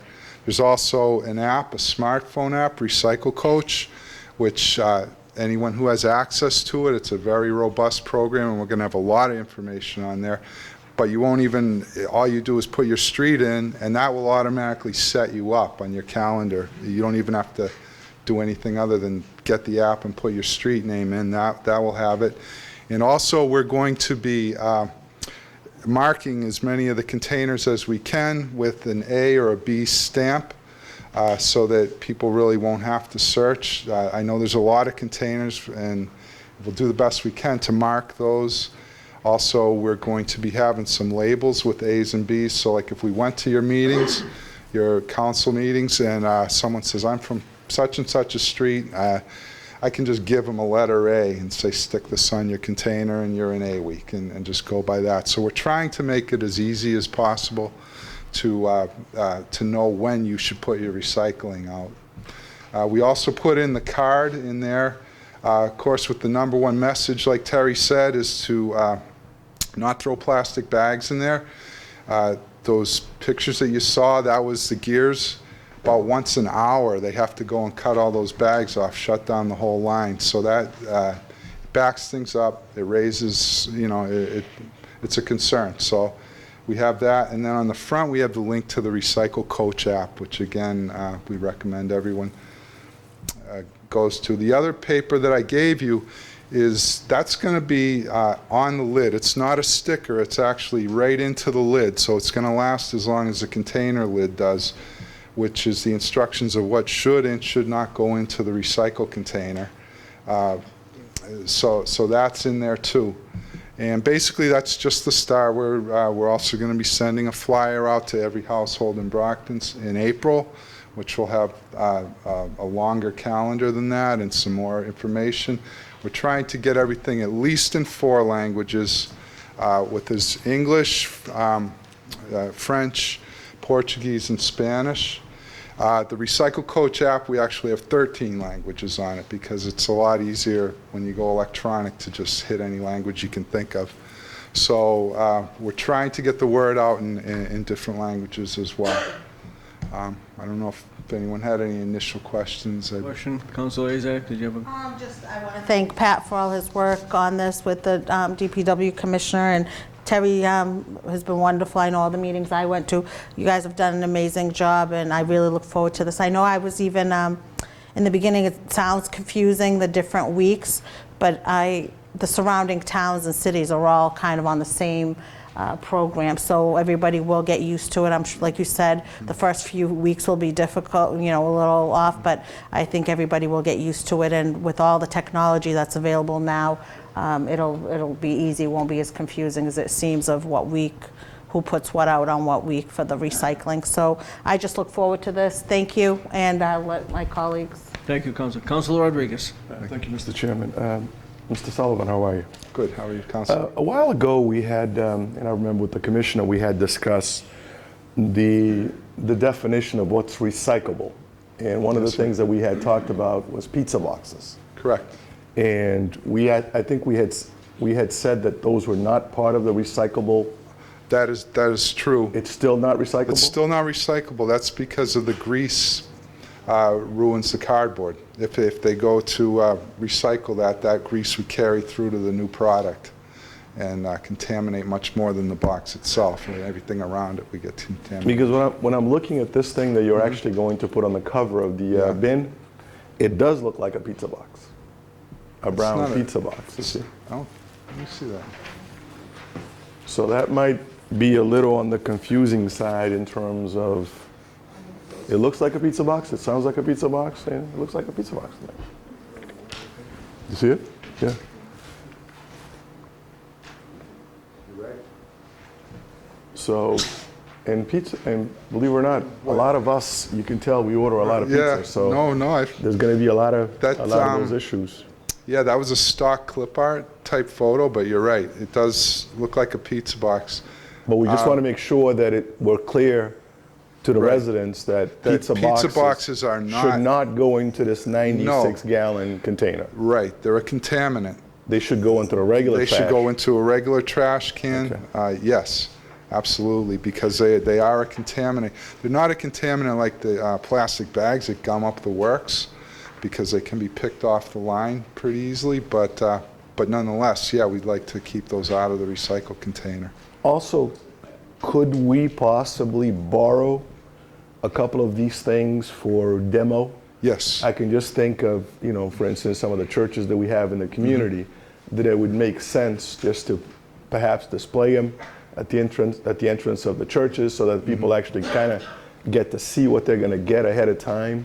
Because this is actually going to be a little bit of an educational process, especially for a lot of the folks that we have in the community that are either non-English speaking a different language, in the sense that a lot of us have to do a lot of educating in a way so that we don't run into the issues that we're running. So if, at least, I don't know how my other colleagues feel about this, but if I could get within the next couple weeks or so, one of each, just to be able to take it along and do a dog and pony show with these things would be greatly appreciated. The trash cans are going to be arriving at my yard tomorrow.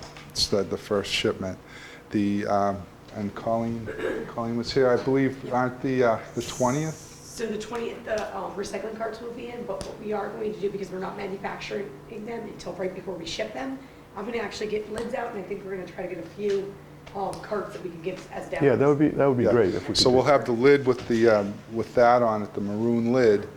It won't be the same color as the black cart, but so that you can demo it. We have these community centers all over the place that we can kind of work with along with you guys, just to kind of spread the word and get the people to buy into this Councilors, thing. we did try to have them tonight, but we just couldn't get them. No, that's fine. So when you have your ward meetings, we will bring them in, and we'll bring them wherever you want. We'll set them up at City Hall. We'll get them out there just so people are familiar with what we're going to deliver to their homes. All right. Appreciate it. Thank you, Mr. Chairman.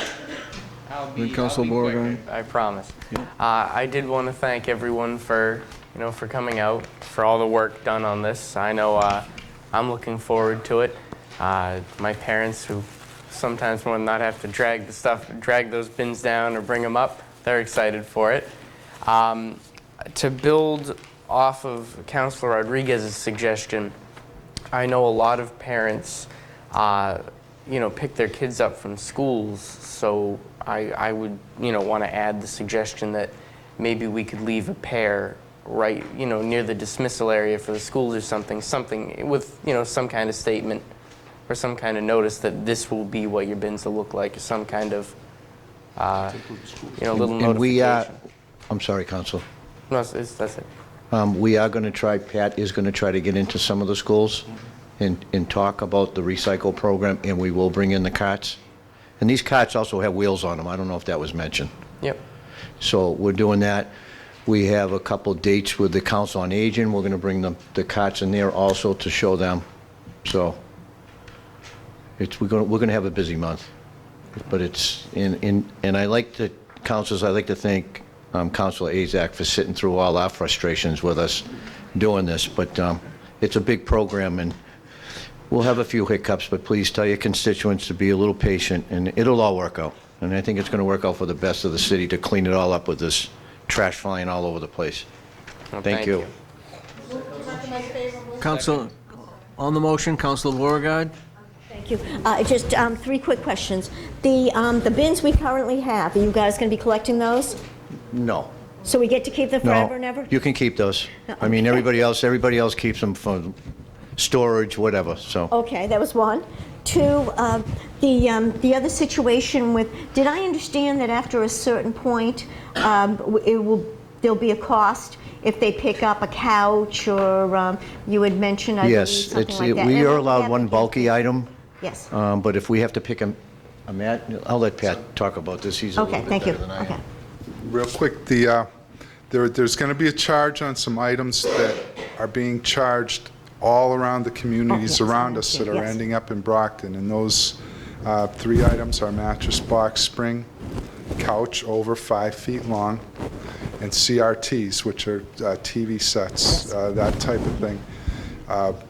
They're a lot of money to get rid of. TV's 25 cents a pound to get rid of. And the communities all around us charge already, so we've found that a lot of people, Oh, yes. my brother lives in Brockton, or somebody lives there, and they take it for free. So we have to put a stop to that, and that's basically why those fees are. No, it's nothing unreasonable, thank you. And the last one is, you showed on the other diagram here, what did I say? Oh, yeah, on the little package thing, about like the lithium batteries, et cetera. Yes. You're still collecting them at the depot. Oh, yes. And then you still have that recycle day twice a year or something like that? We have hazardous waste day. The recycle center, there's no change down there. We take paint 6 days a week from April 1st through October 31st. All the lithium batteries and a lot of the things that say you can't put them in the recycle container, Yes. they just don't want them in the recycle container. You can bring them to me at the recycle center, and we'll still take them. The motor oil, the propane tanks, the tires, all that kind of stuff. We still take that. They And just you're don't want it in that big container. I'm sorry.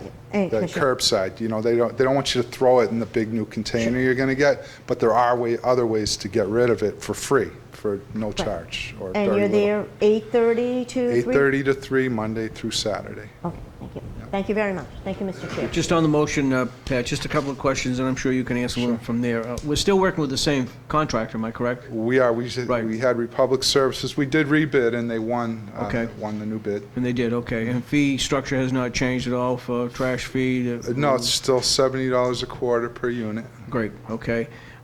Trash days are the same? Trash days are the same. Okay, and what about green bags? We still have green bags? Still have green bags. I use green bags. I don't have a little Jack Lally around to cop my cart out for me in the morning. I'm old, so green bags work for me. So Okay. that's how I do it. But anyhow, some people were asking me that just today when I ran into some people in my ward and understanding that something was coming new. So motion been made and seconded to send it back to the, On the motion, Councilor Azak. just a quick 2 questions. Sure, Council. On the dates, so if you're, to clarify, so if you're week A, that means that's the day that you can put out both bins? Correct. And if you're week B, that's when you put out both bins? Otherwise, the alternate weeks is when you only put out your trash, Just correct? your trash, yep. And in the summer, when it goes every other week in yard waste, your yard waste and recycling will be the Will be the week same A or weeks. week B. Everything will, we didn't want to muddy the water there. And the other question, which caused a lot of controversy on social media, and I just want to clear up, was the bulky item cost.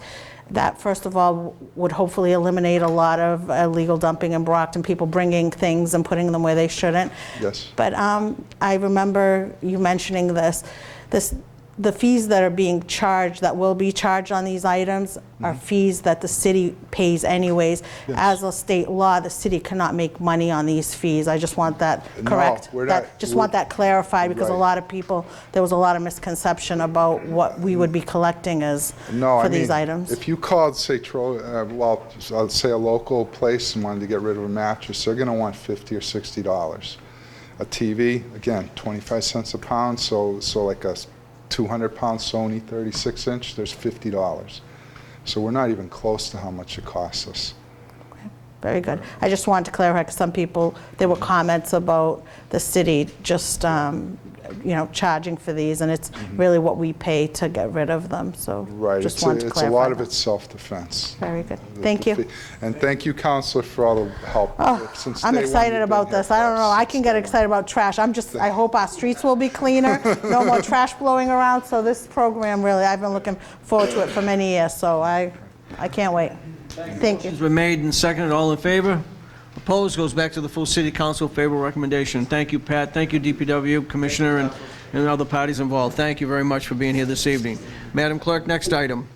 Order that the Brockton City Council remove their order of June 24th, 2002 regarding parcel ID 087-086 David Street that is declared lot as non-buildable, so that the possible development may take place. Invited Martin Brophy, Treasurer Collector, Philip Nazarella, City Solicitor, and Moses Rodriguez, Chairman, Real Estate Committee. I know, Councilor Castro, you asked for this to come to finance, so if you wish to... I've done quite a lot of research on this. And then and it is in my ward. We have the guest here as well. So let me quickly...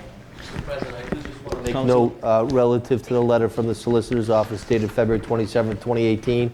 There was definitely a Scrivener's error, because I'm listed as president and you are the president for 2018. So Plus you want to take the seat? Yeah, no, I had it. I've had it 3 times. You can have it. Thank you, Councilor. Thank you. Thank you, Train as well. Thank you. Yes.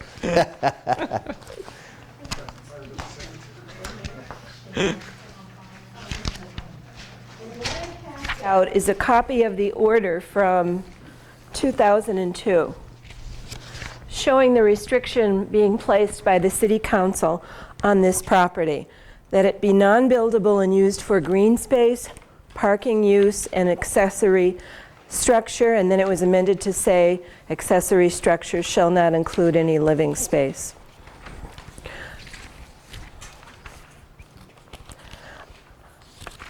I want to be really sure that we're all in agreement about doing this. I'm still doing research, and I would like some more time. I know Mr. Nasarella is here to speak on this tonight, and he has written to us.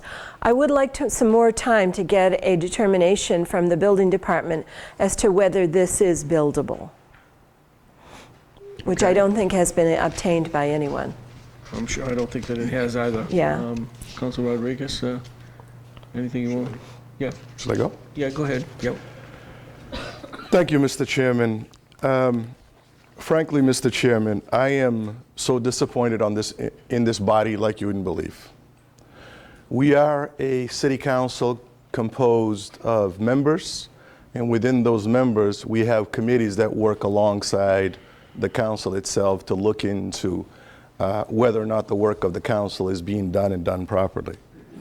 As a matter of fact, I was going to go before Council Nicastro, because as the chair of that committee, I find it almost offensive that you come the night before our council meeting to present your objection to an item, whereas you are a member of the Real Estate Committee. Common courtesy would dictate that the chair of that committee should be addressed, and I, in turn, could have come in front of that council and raised the objection that you had. I found that a little disrespectful, and frankly, what happens in this body is that it's getting to a point where I am actually questioning what is the purpose of the committees. If the committees who are empowered by this body to deliberate on issues We go and deliberate on those issues. We discuss those issues. We put it to a vote. And sometimes votes go for us or against us. And then the members will come before the council meeting to raise their concerns. I have a problem with that. I have a problem with that, and I find it somewhat disrespectful, not just to me, but to the institution that we sit in as city councilors. It would have made a lot more sense had you as a member of that committee. Now, you sat in this committee, and I'm going to address the solicitor in a minute, because this has gone beyond ridiculous. If there are issues within departments in this city, those issues need to be resolved so that this council is not put in the middle of it. The order was first signed by Councilor Paul Studensky several months ago. It was brought to this body, and it was referred to the Committee on Real Estate. We took it on December 22nd when it first came up. The solicitor was invited to come in front of that committee. The solicitor promised us within a week that we would get a response from him with his thoughts and ideas behind his findings. We met the following week with his knowledge, because we asked him what date would be best for him.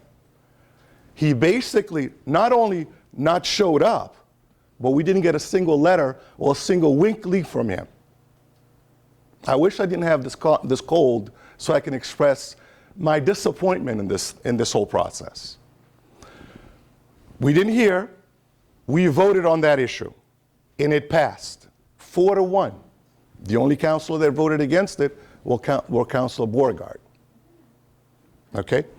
Councilor Studensky was still on the council. Now, the session ended.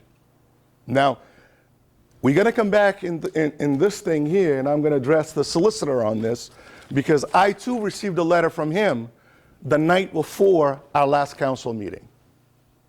And on the letter, it said that he had some concerns because the order was not heard by this current council.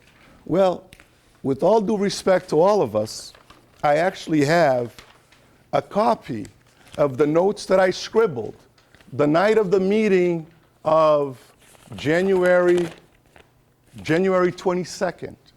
And I asked the president to allow me to file late file to resurrect the order that Councilor Studensky had filed. And it was read. And the body approved it, and it was referred back to that committee. We referred it back to the committee. The committee met. We discussed the issue. And what happened?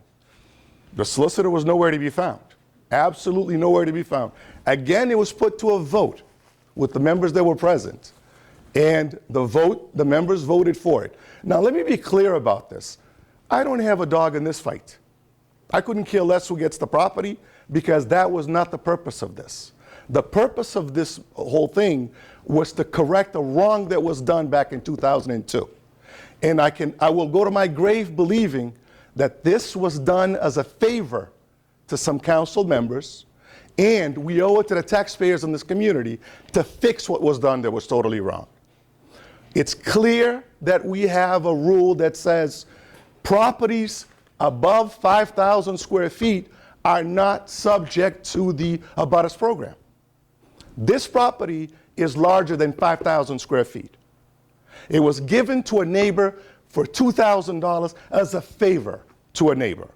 Not to the best suitable, because the person that actually owns the property to the left could have benefited from that property a lot more than the person that actually got it, because the three-decker could have definitely used that space for parking and other purposes. And it wasn't. It was given as a favor, and like I said, I'll go to my grave believing in that, to the person to the right of this particular property. This was a piece of land that's over 5,000 square feet. It should have never been made part of the abutters program. Now, the solicitor is concerned that we're going to open up some sort of a new precedence where individuals from the community are going to come out and basically request that we reverse some of the orders that we have in. We should reverse it. If there are properties over 5,000 square feet that were made into abutters properties, they shouldn't have been done. It's up to us to correct what was done that was wrong. Pieces of land that are smaller than 5,000 square feet can go into the abutters program, not something that's buildable. We owe it to the taxpayers of this community. If the land can be built, it should be built. I don't care what deals were made from the previous council. They're not here. We are here now to fix these issues. And I hope that we fix these issues, because it was done wrongly and it needs to be fixed. Now, we can sit here and play these games back and forth. We're going to go research. We're going to go do this. We're going to do this. To me, it's clear. The question is it over 5,000 square feet? If the answer is yes, it should be buildable. If the answer is no, it shouldn't be buildable. So, because I lived next door to a nice little park on Trevouche Street, how come I didn't get that piece of property? Nobody did me a favor. I could have definitely used that piece of property so that my kids would have more space to play, but that option wasn't given to me because it's a buildable lot. It's over 5,000 square feet. But I don't understand how we can sit here and close our eyes when deals are being made to properties that should be buildable. Now all of a sudden, we're going to reserve that for our friends and neighbors because it's the right thing to do as far as the neighbors and friends are concerned. Well, you know what? I'm not in really for that. My colleague, but may I have a point of order for a minute? And actually a point of information. I'm uncomfortable sitting here listening to how some special deal was done back in 2002. So if somebody has evidence that something was done underhanded by that council, by our colleagues who served back then so be it. Let's bring it forward. The other point of information I'd like to raise is my colleague is quite right, Councilor Rodriguez. The abutter program is for 5,000 square feet or less. Are we not quibbling over 67 square feet? It's 5,067 square feet. Could there have been a Scrivener's error? Could there have been some type of mismeasurement? I don't know. I'm uncomfortable sitting here thinking that we're going to start looking back over council after council after council if something has been done that shouldn't have been done. And, you know, the good Lord didn't put me here to render that kind of judgment. The other point of information I'd like to ask you is, when the Real Estate Committee or the Public Safety Committee or the Committee on Ordinance makes a recommendation to the full council, that doesn't mean we sit here and rubber stamp it. We have every right to question every bit of information and any action that subcommittee took. It is a report. It is a recommendation. And I might add, when I see a split vote, and I think the last vote was 3-2, that definitely raises my interest as to, well, if it's just the greatest thing in the world to do, why was it a split vote? Now, I'm going to tell you my perception of this, and I would like to thank John O'Donnell for giving me quite a packet of information. For some reason, people are awfully interested in getting this declared buildable. Do we really want to put a house on 5,000 square feet? I mean, that's not going to be much green space. That's not going to be much parking. I don't understand the rush to do this, and I don't understand getting involved with the past actions of a council on this issue, particularly where the city solicitor has voiced some very legitimate legal concerns. So, and I apologize, I went beyond a point of information, but I will defer to you, Mr. President, or to Councilor Sullivan and somebody, and some of you who have been around longer. How many times has this body gone back and decided, well, you did something wrong 16 years ago, we're going to change it? Has it ever happened? Not to my knowledge, no. And there was, and nobody. That ends my comment for now. Thank you, Mr. Chairman. And you do still have the floor. I just want to make one point because of it going back to 2002. There is nobody here, and I wasn't even here then. It was before me by a couple of years. But you know, go ahead, Councilor Rodriguez. No, I just want to address something that Councilor Falwell said. Yes, it is true that an item can go to a committee, and then once it comes back to the full body, that we all have the right to question things. But don't you find it a little somewhat offensive that the chair of a committee that sits on that committee with another member of that committee that sits on that committee as well shouldn't common courtesy say that, hey, you should spoken with that chair of that committee first before you come to the finance committee meeting and so actually the city council meeting and say, surprise, I want to bring this back? I'm just saying, common courtesy. You may answer me. Go ahead. All right, my response to that would be, and I'm not a ward counselor, it might also be equally offensive, since this matter carried over from the former ward counselor into Ward 4, that the current Ward 4 counselor shouldn't have been approached and say, do you want to late file this? Do you want to continue to do what Councilor Studensky did? So she has every right, Councilor Nicastro, to feel offended, because now we're quibbling and discussing something I didn't know over about it. an issue that's in her ward. But Mr. Chairman. So, I mean, there's mistakes on both parts, perhaps, but. Mr. Chairman, I merely, like I said, I don't have a dog in this fight. It was something that Councilor Studensky had filed, and since that had died off with the last legislative year, I merely refiled it on, to continue what we had started on the previous session. Because I continued as the chair of that committee, I refiled that. Do you understand what I'm saying? If I could respond through the chair, last comment. Look, you and I have a great relationship, and you know I respect you, and I know you respect me. But the fact of the matter is this issue died in the last legislative session. However we want to sit here and however we want to spin it, it was dead. And in my opinion, and I know everyone has one, but in my opinion, I think once it died, any furtherance of that issue, because it's in Ward 4, should have been by the ward councilor. That's my opinion. Now, I may be wrong, and I'll defer to people who have been around here longer. Once that was refiled, once it was asked to be refiled back again, which was right here on a council night, and it was already a new legislative year, and you were already chair, you were already a member of the real estate committee, correct? Okay, so you people met on a Friday night, and what type of questions were asked? Now, I don't know, maybe I'm being cuckoo, I don't know, but I mean, shouldn't something come up when you were there as? It did. I said I wanted to do research on it, and I was doing research on it. I don't assume or presume anything. I wasn't paying attention in 2002. I wanted to see what the records showed. I wanted to examine the property. I am a real estate attorney. I know my way around these things.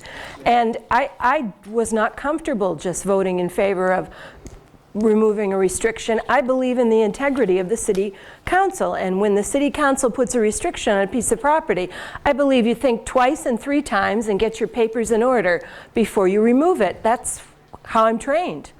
And so I mean no offense to anyone, but I just don't understand why we don't want to get the full story on this before we act on it. Mr. Chairman, since I actually do have the floor still, we would have gotten the full story. The problem is that the solicitor, the city solicitor, who promised us on the 12th of December, when we first met on this item, that we were going to get a letter from him, a recommendation for him, for us to look into prior to our meeting, and that never came. And the first time we hear from the solicitor is on this letter dated February 28th. I too wanted to know, because like I said, I had no idea what this thing was all about, other than to follow through on the wishes of Council Studensky, who had filed it, brought it to the committee, and it was referred to our committee, and I wanted to push whatever. He was there, and as a matter of fact, you're saying, yeah, it was voted, the last vote was 3-2, but the previous vote was 4-1. No, I don't think so. No, yeah, it was. It was. In December, when we voted on it, on December 22nd. No, it wasn't. It was 3-2. It was 3-2. It was 3-2? It was. Okay. It was. Shayna and... Shayna was on the board. Another point of information, you're going to have to blame me, because I actually called the solicitor. After the last real estate committee meeting, I called Solicitor Nasrallah and I said, look, this is what's going forward. We had discussed this about the legal issues that could possibly come up, and I asked him, would you be available at the next meeting? So I kind of I didn't kind of, I set in motion the letter that he authored, and I think that's a fair statement, Attorney Nasrallah. So it really didn't have anything to do with Councilor Castro. You'd have to blame me. No, I'm not even blaming you, and I'm not blaming anybody. What I'm saying to you is that we met in December. Yes. We asked the solicitor, how much time do you need before you can give this body a recommendation? The solicitor told us at that meeting, give me a week, and at the end of the week, I'll give you my recommendation. We scheduled a follow-up meeting a few days later, and guess what? We haven't heard a thing from the solicitor until we got this letter. Then, Mr. Chairman, through you to my colleague, then I suggest we listen to him, because I think he's got some valid points. That's what I was some going to say. legal issues that we don't want to step into. Aside from everybody else who wants to have a word in it, I do want to hear from the solicitor so we can get this thing on the straight track, please. Thank you. Members of the council, my first introduction into this issue was when I appeared in front of the Real Estate Committee chaired by Councilor Rodriguez. That evening, I expressed opposition to the proposal, and I stated the reasons. I believe Councilor Castro was present, not a member of the council at that time. I discussed it with her after why I was opposed. I may, or I don't recall what I did say to Councilor Rodriguez. I did indicate I would be back the following week. I was unaware I was going to be out of state, and I believe I mentioned to Councilor Castro and several other people I was going to be out, and I thought, at least this is my memory, I'm not sure if it was effectuated, a letter was to have gone out to you and to the board. I think that would have been my obligation. If it didn't go out, I apologize. I would take issue where I was nowhere to be found. I was actually found in a good place outside of Brockton, but I had thought that I had communicated that to you, and I should have. It should have been communicated. But I know I mentioned it to Councilor Brophy. I was going to be out. When I returned, I'm sorry, to Marty Brophy. When I returned, the issue was still going on. I had a discussion with Councilor Farwell. It was my opinion that that may have died in the last legislative council. But let's jump above all of that. I don't want to get in the middle of political fray and talk about the legal issues as to why I raised opposition. I think there's a couple of legal issues, separate and apart as to whether or not it's a buildable lot. My simple opposition had nothing to do with the property in question or the people, but the process that was taking place. And that process was, at a point in time prior, 2002, a parcel of land was conveyed to a homeowner. You are correct, Councilor Rodriguez, that was not part of the abutter program because it exceeded 5,000 square foot. My understanding from my my conversations with Treasurer Brophy was, he had a little bit of a historical memory on this, it was for the purpose of maintaining green space and to allow accessory structure or an addition to that individual's home. That property was conveyed to him, and that green space or accessory use was not used. He's held the property for approximately 16 years, and he purchased it at that time in 2002 for about $2,000. Over 16 years, that would equate to paying $125 a year for it if you amortized it. That property today that he received for $2,000 is now going to be presumably sold for a buildable lot and would range $50, $60, $70, maybe $80,000, somewhere in that range. So the question that the law department has, and the concern the law department has, and this is why we stepped into it, just to balance the equity and fairness to citizens of Brockton. What do we say to the developers or other business people who may have been interested in a lot that could have been buildable but walked away from it because they felt they knew there was going to be a restriction put on it, making it non-buildable? What compelling reasons were stated to lift it as being non-buildable?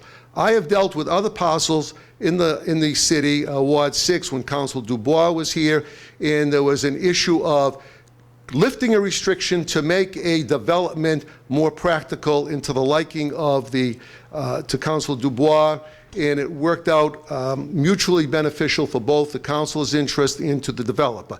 The restriction was lifted. I heard no compelling reason, I heard no basic reason why we were lifting it other than to allow buildability of that lot. I spoke earlier this evening about the importance of zoning, the importance of understanding the law, the importance of complying with it. The preamble of Chapter 48 states that the purpose of zoning is to discourage building overdevelopment or building in undersized parcels. I have, in addition to lifting a restriction absent any compelling reasons, I also have concern as to whether or not, if in fact that restriction were lifted, would it be a buildable lot? It doesn't fall under chapter or section 27-12 giving it grandfather use, so I don't even know the basis upon which a board would grant it to be buildable. I think that has to be examined. I don't mind submitting myself to your subcommittee and working with you on that. I don't mind rendering an opinion. There may be various opinions. All I was suggesting is that we ought to approach these issues very carefully. I know there have been similar in recent issues in the city where we denied lifting a restriction and we compelled, I believe Battle Street's one of them, comparable. We don't need a lawsuit coming from these people that we have created or conducted arbitrary and capricious, those are the legal words, grants of some properties and denied other properties. I don't know how I would defend it. All I'm trying to impose and suggest is that we have some consistency or some stated basis of legitimacy as to why we take the action. I didn't see it at that time, and I'm not saying that in any critical way. I'm just suggesting I will work with any committee or board to put some beef to the burger so that we can at least legitimize the process we're undergoing.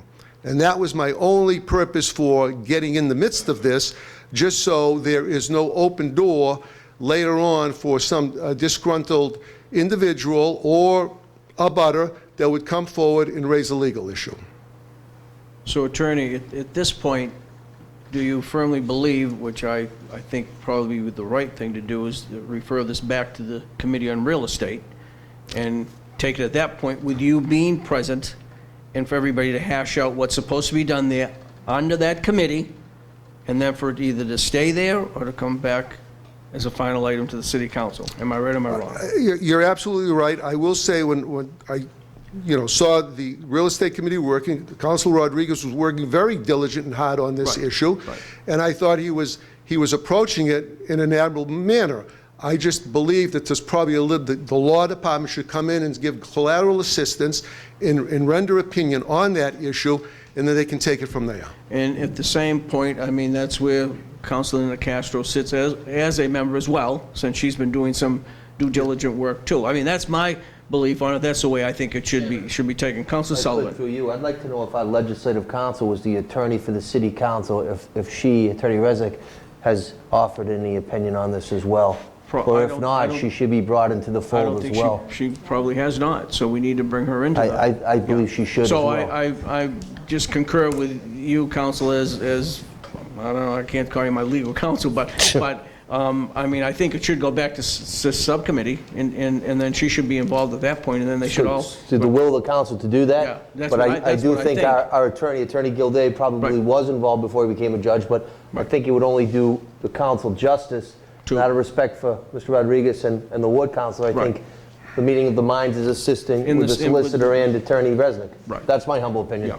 Yeah, I think that's what we need. That's what we need to do. I think that's the thought. Councilor Fowle. Okay, I'm not on real estate, but I'd like to ask a couple of informational questions, and whoever wants to answer them, that's fine. The lot was supposed to be combined with another piece of property, is that correct? That's my understanding. It was supposed to have been merged with the homeowner's lot. And that did not happen? I'm sorry. You know, I try to keep up with everything, Council. Excuse me. I don't know that for a fact, and I think it's probably a good point that Councilor Castro made to do research on. This is from conversation with Treasurer Brophy, indicated it was either, it was not merged or merged, and it was then again divided. How that happened, I don't know. So I'm curious as to the history back in 2002. All right, and it was transferred for $2,030, and now I take it there is a subsequent owner of that property who wants to be able to sell that lot as buildable. Is that correct? That's my understanding.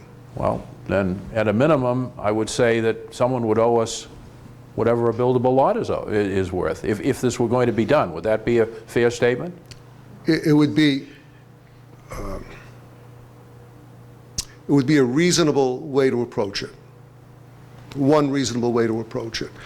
I don't suggest, and I trust the council agrees with me, no one should be unjust enriched by an action that took place earlier on and now reap a substantial financial benefit unequal to others that could have jumped in for the same opportunity. That was my point. There is a value of a buildable lot, whatever that is. Yes. And if we just negate the prior order and let people do with that, the subsequent owner do with that lot whatever they wish, they're going to be able to get away with it for about $2,030. Especially without any extended and elaborate basis as to why we're doing it.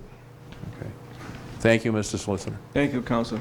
Counsel Azak, my apologies. Go ahead. Through you, just a question to my colleague, Councilor Nicastro. Go ahead. During the real estate meeting, you did bring up that you were researching this, but and that you were looking for minutes for these past meetings, and the reason why the previous, I believe it was Councilor Balzotti who had put the restriction on. Were you able to find any of these minutes? I wasn't provided with minutes, but I was provided with what I've given you tonight. And is that all that exists? Is there a possibility of minutes? I haven't conclusively been told that's all that exists.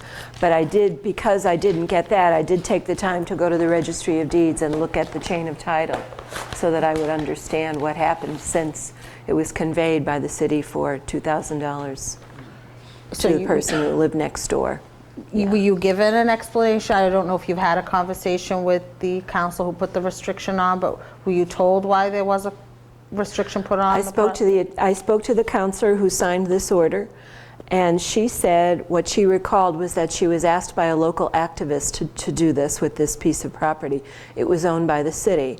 And so they had the abutters program, and she was willing to do it. Now, it seems to me, I understand that it's in tax foreclosure. At this point, I'm not finished looking at it and determining what to do with it. What is the better position for the city, to let it go for $20,000 in taxes, or to finish our tax foreclosure and then sell it for much more? I don't know what the answer is to that. That's what I've been kind of looking at. I'm not finished looking at it. Correct, but nothing can be done with the restriction being on it, as I've learned from experience. When there's a restriction, well, I wouldn't take a restriction off before I knew what was what. And even removing these restrictions does not guarantee it would become buildable, right? That's just as part of the. Nothing guarantees what will end up with this lot of land, even just removing the restriction. Removing the restriction would just allow it to go through the process to be able to go before these other boards to see what would happen. As I mentioned at the real estate subcommittee meeting, and also I think last week, restrictions are really big deals in real estate. When we put something on a deed that acts as a restriction, you don't glibly remove it, or you don't remove it without knowing everything. And I respect that, and I respect the integrity of the document. And that's why I feel we need to know the whole story, as we need to get as close to the whole story as we possibly can. Okay. Very good. Thank you. Thank you. Councilor Sullivan? Point. I think just a couple facts that we as a council would need to know. And again, I mean, Paul Staninsky was a great public servant. So, Stud wanted this to go forward, ran out of time. So we understand those facts, and then Councilor Rodriguez refiled it. Now, I'd like to have a title examination done. I'd like to have our legislative council look at it. I'd like to know, under the doctrine of merger that Attorney Nazarella mentioned, how were there two deeds? If it was conveyed out, how is this still an existing deed in the name of this person that's foreclosing? How did the city assess this over the years? We're talking 16 years. It's not fair to Linda Balzotti to go back 16 years. We weren't there. We don't know what it was. But I think again, there's really no harm and it's not disrespecting the real estate, because I wouldn't do that, and I appointed Moses to serve that when I was president.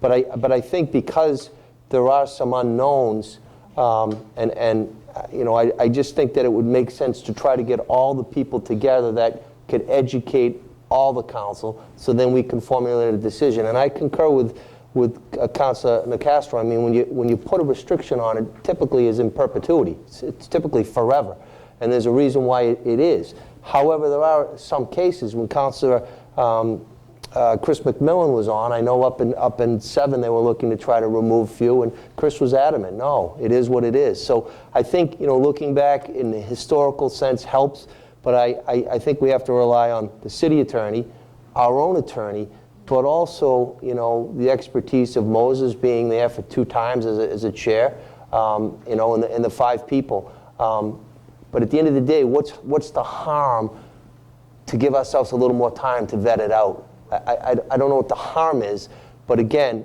my thought would be to make sure that we have our own attorney, not in disrespect to Phil, but have our own attorney kind of pipe in and vet it out as well, because even though Attorney Castro is a real estate attorney, and she did the title exam, I mean, I'd like to see the chain of title. I'd like to see it. If it's in tax foreclosure, potential tax title, why? I mean, these are just some variables that I think we would need to make so that 16 years from now, when Jack Lally's still sitting on the council, people aren't saying, hey, what did Ian and Rodriguez and Sullivan do? So, and Gene, you might be here too, I don't know, they're young guys. But that's just my opinion, but I think we have an attorney for the city council for a reason, and we need to get her involved as well. But again, I don't know what it was assessed at, I don't know what it was. Maybe Moses could give me some information. Thank you, Mr. Chairman. Any other, let me go to Councilor Darrencourt, because he hasn't been heard yet. Go ahead, Councilor.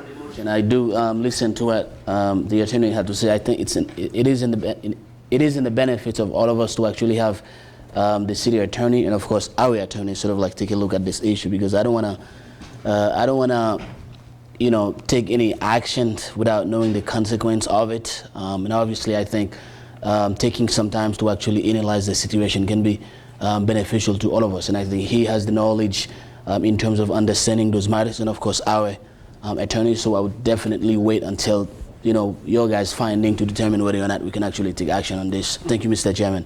Thank you, Councilor. Councilor Rodriguez. Yeah, Mr. Chairman, I just want to maybe address something that Councilor Sullivan. Councilor Sullivan, this piece of property has been taxed as a buildable lot since 2009, and according to what we have here from the tax collector, this piece of property owes the taxpayers around $20,000. So if it's being taxed... From 02 to 09, though, what was that 7 years? Do we know what... I don't have that. It just goes 09. This is what I have. Okay. From 09 on, that piece of property is being taxed as a buildable lot. Okay.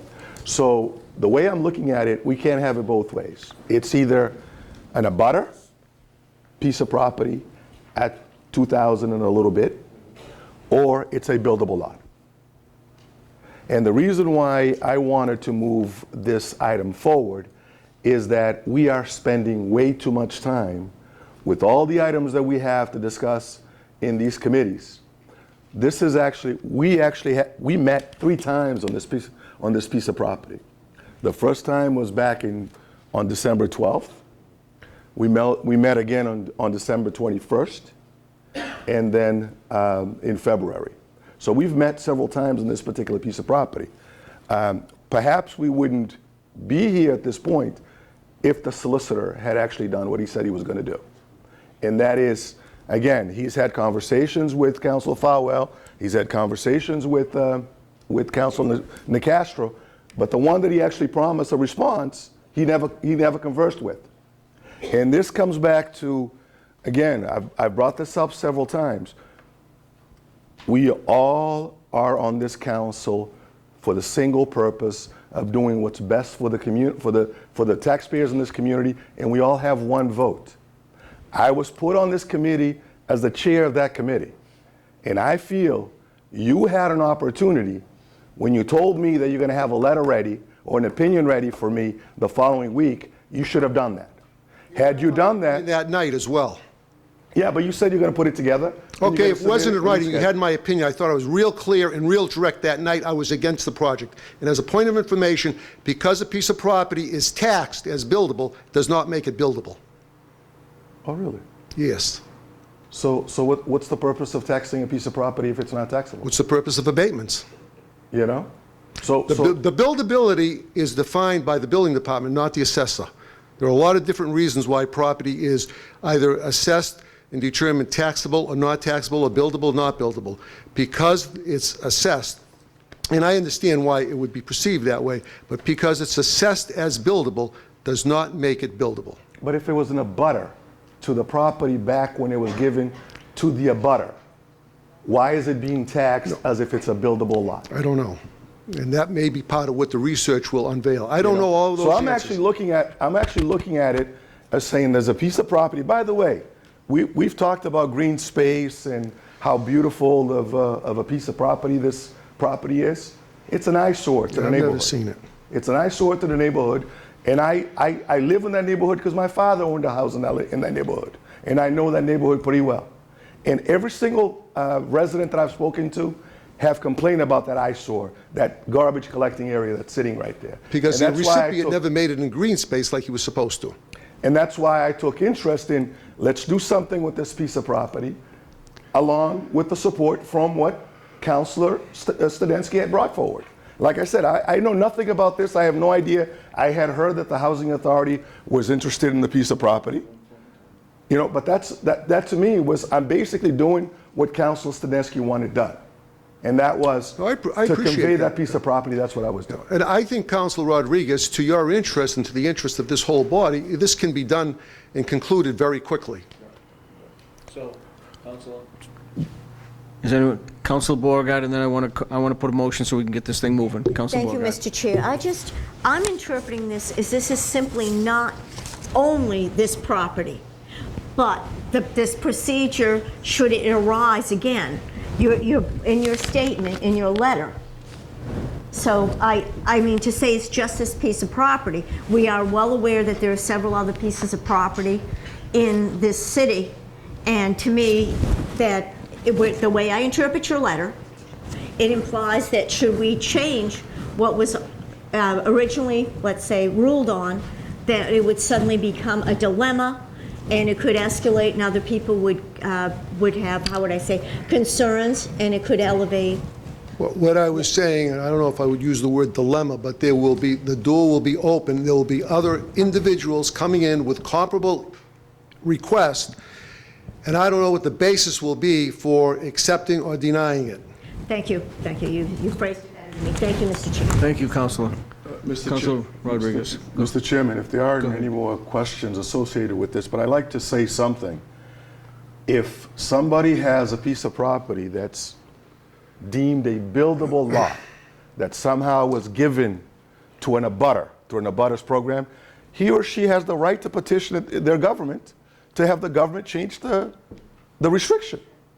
If the restriction is that, if the language is that if a piece of property is less than 5,000, it's part of an abutter, but if somebody got a piece of property that's over 5,000 square feet, they have the right to petition the government to have that order changed. There's nothing wrong with that, because if it's a buildable lot, it's a buildable lot. You know, and I don't see anything wrong with that. And as far as the situation where somebody else might come with those issues, if they have a piece of land that's over 5,000 square feet, I think they have the right to I agree with you. To come forward and say, look, I think this is a buildable lot. Let's go through the process of trying to get this. Yeah, this is not about suppressing anyone's right to move forward. It's about creating a process and procedure as to how to address those issues. Well, I think we have a process. I think we have a process. The process is you come to the city council, the thing gets referred back and forth, we do our due diligence, and then we go from there. But if a piece of property is buildable, we should build, because I think it alleviates the taxpayers in this community, and we're able to put more properties in places where we should put properties, you know, to help the taxpayers out. And if there aren't any more questions, I'd like to refer this back to the committee. I'd like to ask a question. Second. Motion been made and seconded that it's going to be referred back to Real Estate Committee. On the motion, Councilor Fowle. This is owned by the city. Who's pushing this? It's not owned by the city. Excuse me? It's not owned by the city. I'm sorry. It's not owned by the city. I thought it was under tax title. It's So not it's owned by us. technically owned by us until the one-year right of redemption is up, am I right? It's not, according to this, it's not owned by the city. Okay, well, then tell me, who is pushing to advance this issue? You have to ask Council Studensky on that, because I'm not exactly sure. We don't know? I mean, nobody, we're spending all this time on it, we have no idea who's pushing it? The property owner who approached, under my understanding, the property owner brought it to Council Studensky, and Council Studensky brought it to the real estate. And do we have anything, Mr. Chairman, do we have anything in writing that you know of, that someone is asking that we? I do not. We would really have to go back and see just what was written for it to be referred to real estate back in November, December, I would think. That's the way I would look at it. That's the way I would look at it. Because something had to come to council to be referred to the Committee on Real Estate.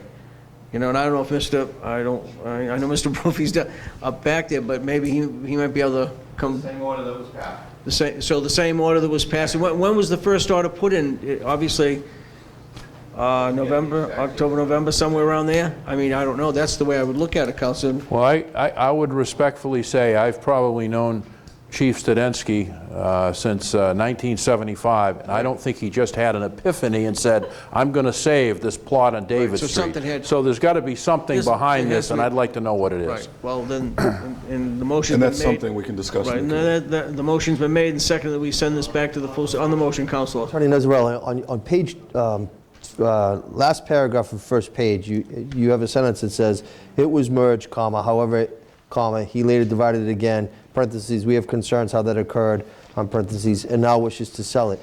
So there has been some verification that the doctrine of merger did indeed come to fruition? Not necessarily. This, again, was what I understood from verbal conversation. I would prefer to do a title exam to find out what happened. Okay, all right, thank you. Okay, motion's been made and seconded that we send this item back to the Committee on Real Estate. All in favor? Opposed? Goes back to the Committee on Real Estate, and you as Chair, Councilor Rodriguez, you'll invite the appropriate people. I will follow up tomorrow with discussion with our legal counsel so that she's aware of this and that she can be a part of the process as well. And just... Can we put a condition precedent on that either the solicitor's office or attorney resident does a full title examination on that? Yeah, and that all 11 members get a copy of the title report? I think we'll make it so. I'll talk to her and then Thank you. that she does Thank the title. you. Yeah. Next item, Madam Clerk. Order, the City Council reviews an exemption from the residency requirement in accordance with the revised ordinances of the City of Brockton, Article 3, Section 2-110. Invited Robert May, Director of Planning and Economic Development, Shane O'Brien, Staff Planner, Planning Department.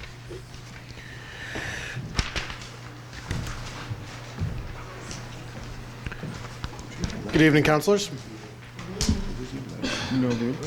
Good evening, Mr. May. How are you? Just fine. And you're going to make a quick presentation here? I'm going to make I have a PowerPoint presentation if you'd like. No, I'm kidding. I'm sorry. As you all know, Shane O'Brien is our staff planner. I hired him about 3.5 years ago. He came to us from Newport, Rhode Island, where he was doing his first major job after planning school. In the 3.5 years since he's been working with us, he has been a very valuable member of our team. He has grown quite a bit in his knowledge of both planning and even dabbles in conservation and the wetlands law that we have here in the state. He is asking for a way. He has moved to the city of Brockton 2.5 years ago. He has, though, is requesting a waiver from the residency requirement so that he can move back into his parents' house. His tuition, or his college loans and housing costs far exceed his ability to be able to save and to make further investments and to It really slows up his ability to pay off his student debt. So with that, I'm requesting that you look favorably upon this, but I would like to also allow Shane an opportunity to address the council. Thank you. Thank you, Rob. Thank you, Council. Permission from the chair to pass out some communications? Sure. Cool.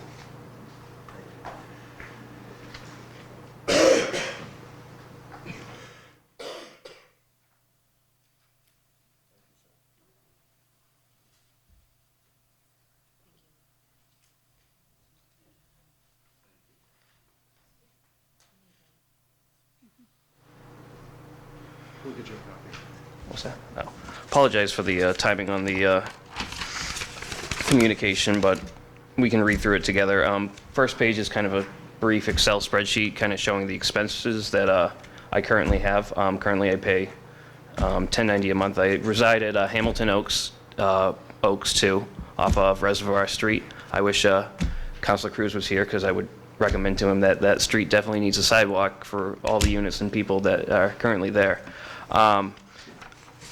When I moved to the city of Brockton 2.5 years ago, I moved from my parents' house. When I worked in Newport, I commuted from Newport every day in my beat-up Trailblazer that's no longer here with us. But from there, my initial rent was $9.90 a month at Hamilton Oaks 2. Over time, after a year, that rent went up $50 a month.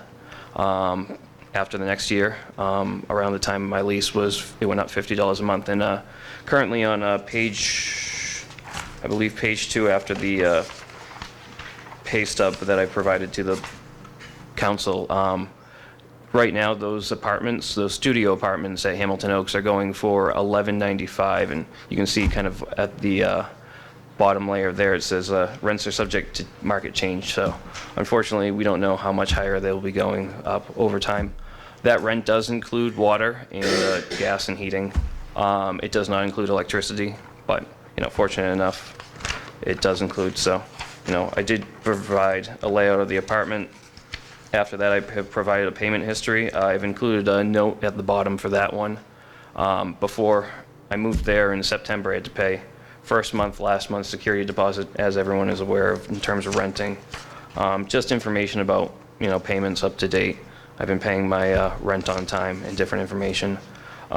So part of this request is due to the rent increases. It's become problematic and unsustainable in terms of what I'm looking for. In regards to student loans are terrible, but it got me to the position that I'm in currently, which is exceptional. The last page just explains kind of what I got for my degree, environmental design, from UMass Amherst. So I graduated from there in 2013. I worked for the city of Newport. I started in July of I graduated in May 2013, so I started in Newport as an unpaid intern around July 2013. I remained unpaid pretty much up until, I believe, December of 2013, maybe January of 2014. And from there, they offered me a position of a planning assistant, planning intern, of about $10 an hour. But from that time, I worked at a Turkey supermarket during the night. So during the day, I'd work in Newport as their planning assistant intern, helping out the staff there. And from there, I would work nights at Turkey's as a service clerk. Just a bagger. It's nothing exciting. But back to the loan payments. Currently, I pay the minimal payments for these student loans. Showing page, I think loan. There's a page that states starts at the top, says Navient. Those loans, I pay $93.54 a month per the minimals for that particular loan.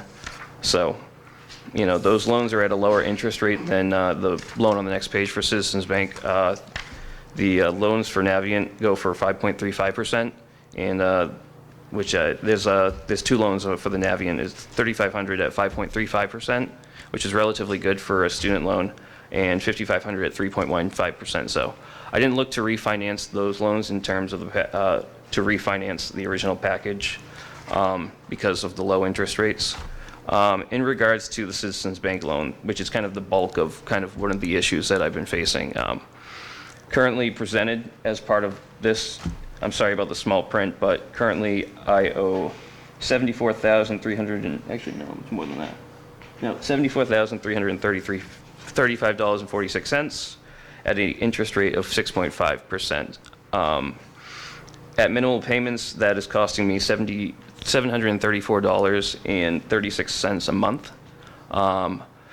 Part of my goal with the ability to move back home as part of this would be to pay more on the principal, because currently, you know, I'm paying more to the interest rates of this loan rather than the principal. So it's been kind of difficult to kind of get by and kind of advance myself with this, but, you know, it's a 15-year loan, and, you know, looking at that, and I don't know where I'll be in 15 years, but additionally to that is information about a recent used car that I purchased. I have information in front of me, I didn't provide it in the packet, about, like I said, the Trailblazer that I used to drive, rest in peace.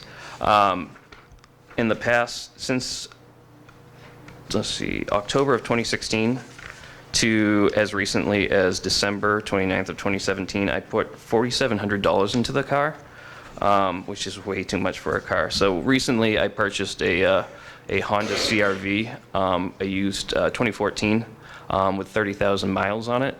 You know, I got a good loan from DCU, about $15,000.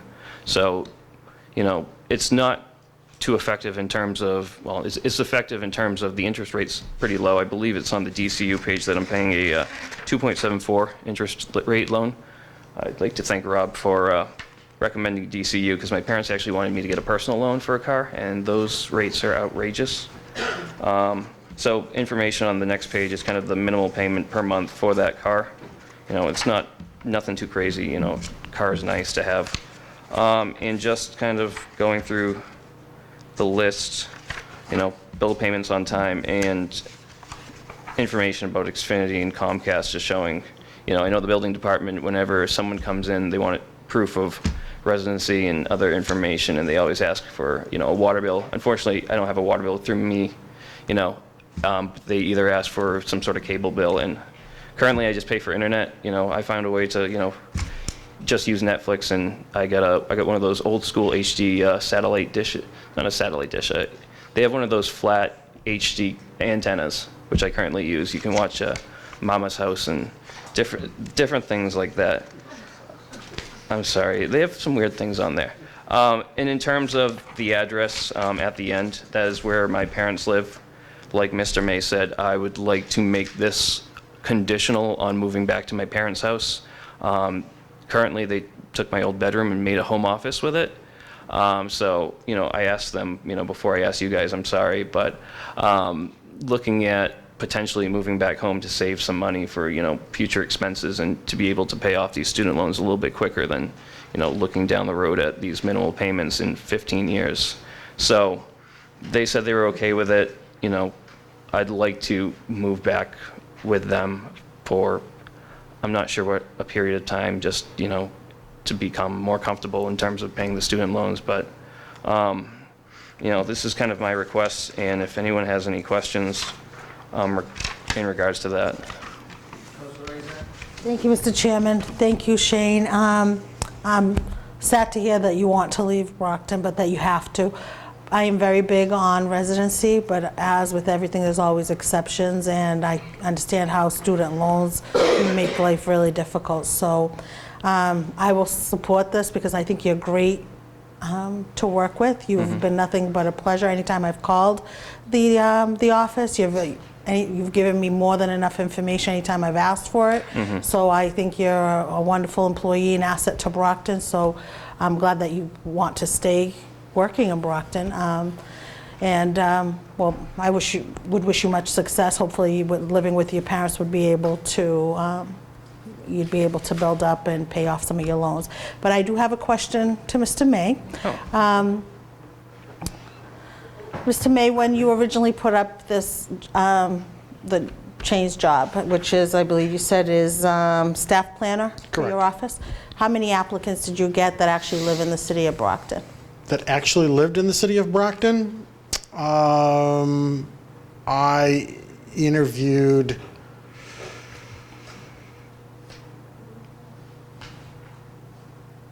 don't think I interviewed anyone who lived in Brockton. That lived in Brockton, okay. And I know you had another position that was recently posted in your office, correct? We had been looking for a conservation agent for over a year, and we were just able to fill that. Fortunately, we have a new conservation agent joining us. She actually is moving back to the city, living with her parents. She has a PhD, so she has a much higher debt, I'm sure. College debt is the new mortgage crisis that we all faced in 2008. And when we as a city require a position to have a specific degree in order to even qualify for employment, I think we've got to find a way to make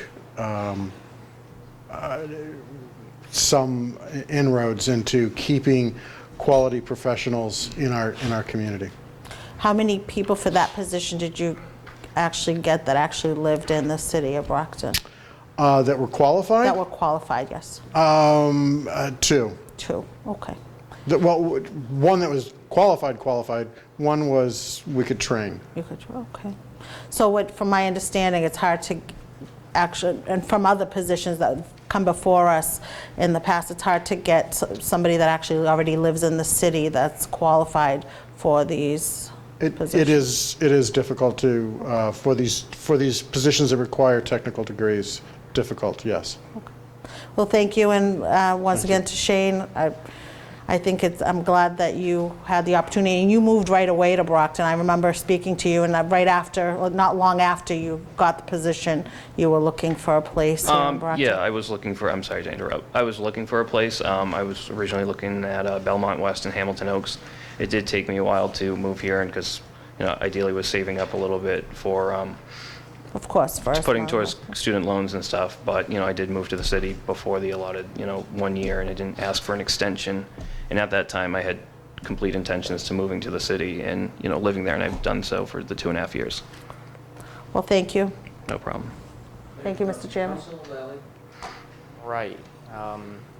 Thank you for coming before us. I have to say, as a college student, I myself, I go to a school that's, I commute. I've done everything possible to ease the burden on my finances, but it's still a lot of money. And there are people out there who I know, and people that you've even seen in the news, who rack up tens of thousands of dollars in debt. It's lucrative. The current state of affairs requires you to really, not only get a bachelor's, you've got to push beyond that by this point, and you rack up a considerable amount of debt. I'm not going to get into whether or not what you're paying for is worth it, but I pay for my college and everything associated with my college, with the exception of the books. That's fair. Myself, my own money. That's it. So, I have to say that I will be supporting this simply because I can empathize. It's not an easily affordable thing. It's very expensive to do, and these loans are really something that, I don't know the right way to put it, but they're definitely having a profound, noticeable effect on this, the way Americans operate nowadays. To add a comment, if I may, in terms of programs that are in the state universities that do provide really good planning programs, you don't often, a lot of people talk to me about planning and they say, oh, like wedding planning, or you build cities or something, or civil engineering, where it's more, it's kind of a specialty degree. In terms of public universities that do provide programs with planning, I got my degree under the landscape architecture and regional planning from UMass Amherst, and I know Westfield State does provide planning classes. But in terms of public schools, public universities, those are the ones. I don't believe Bridgewater they have a public policy program, but in terms of other planning programs in the state, you're looking at MIT, BU, and possibly like Tufts as well. So I chose UMass Amherst. Harvard, no. Yes. Mr. Chairman, I spoke with Shane yesterday, and the one thing that I emphasized is that this question is really not about job performance. I think he's a very valuable member of the community and of the planning department. I did tell him very matter-of-factly, as I probably would have to my own son, I don't think this is going to play out well with the citizens. There are many, many people in the city who work 2 jobs to pay tuition, room and board for their son or daughter who is in college. In fairness to Mr. O'Brien, and to find out exactly what we do give him for salaries, from July 1st, 2015 through June 30th, 2017, he grossed $118,635.41. That's about $59,000 a year.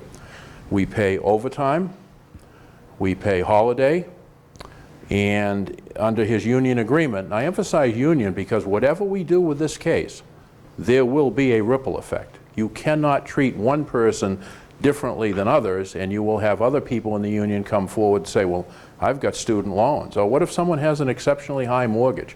Maybe they had a floating rate, now they're going to lose their house. Would that be a financial hardship? I mean, we're getting put in the position of almost being financial actuarials here to decide what's going on.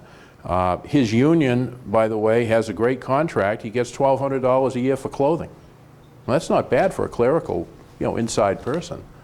Back on May 12, 2017, when that check was issued, their union settled a contract, and there was retroactive money. They received an $800 signing bonus.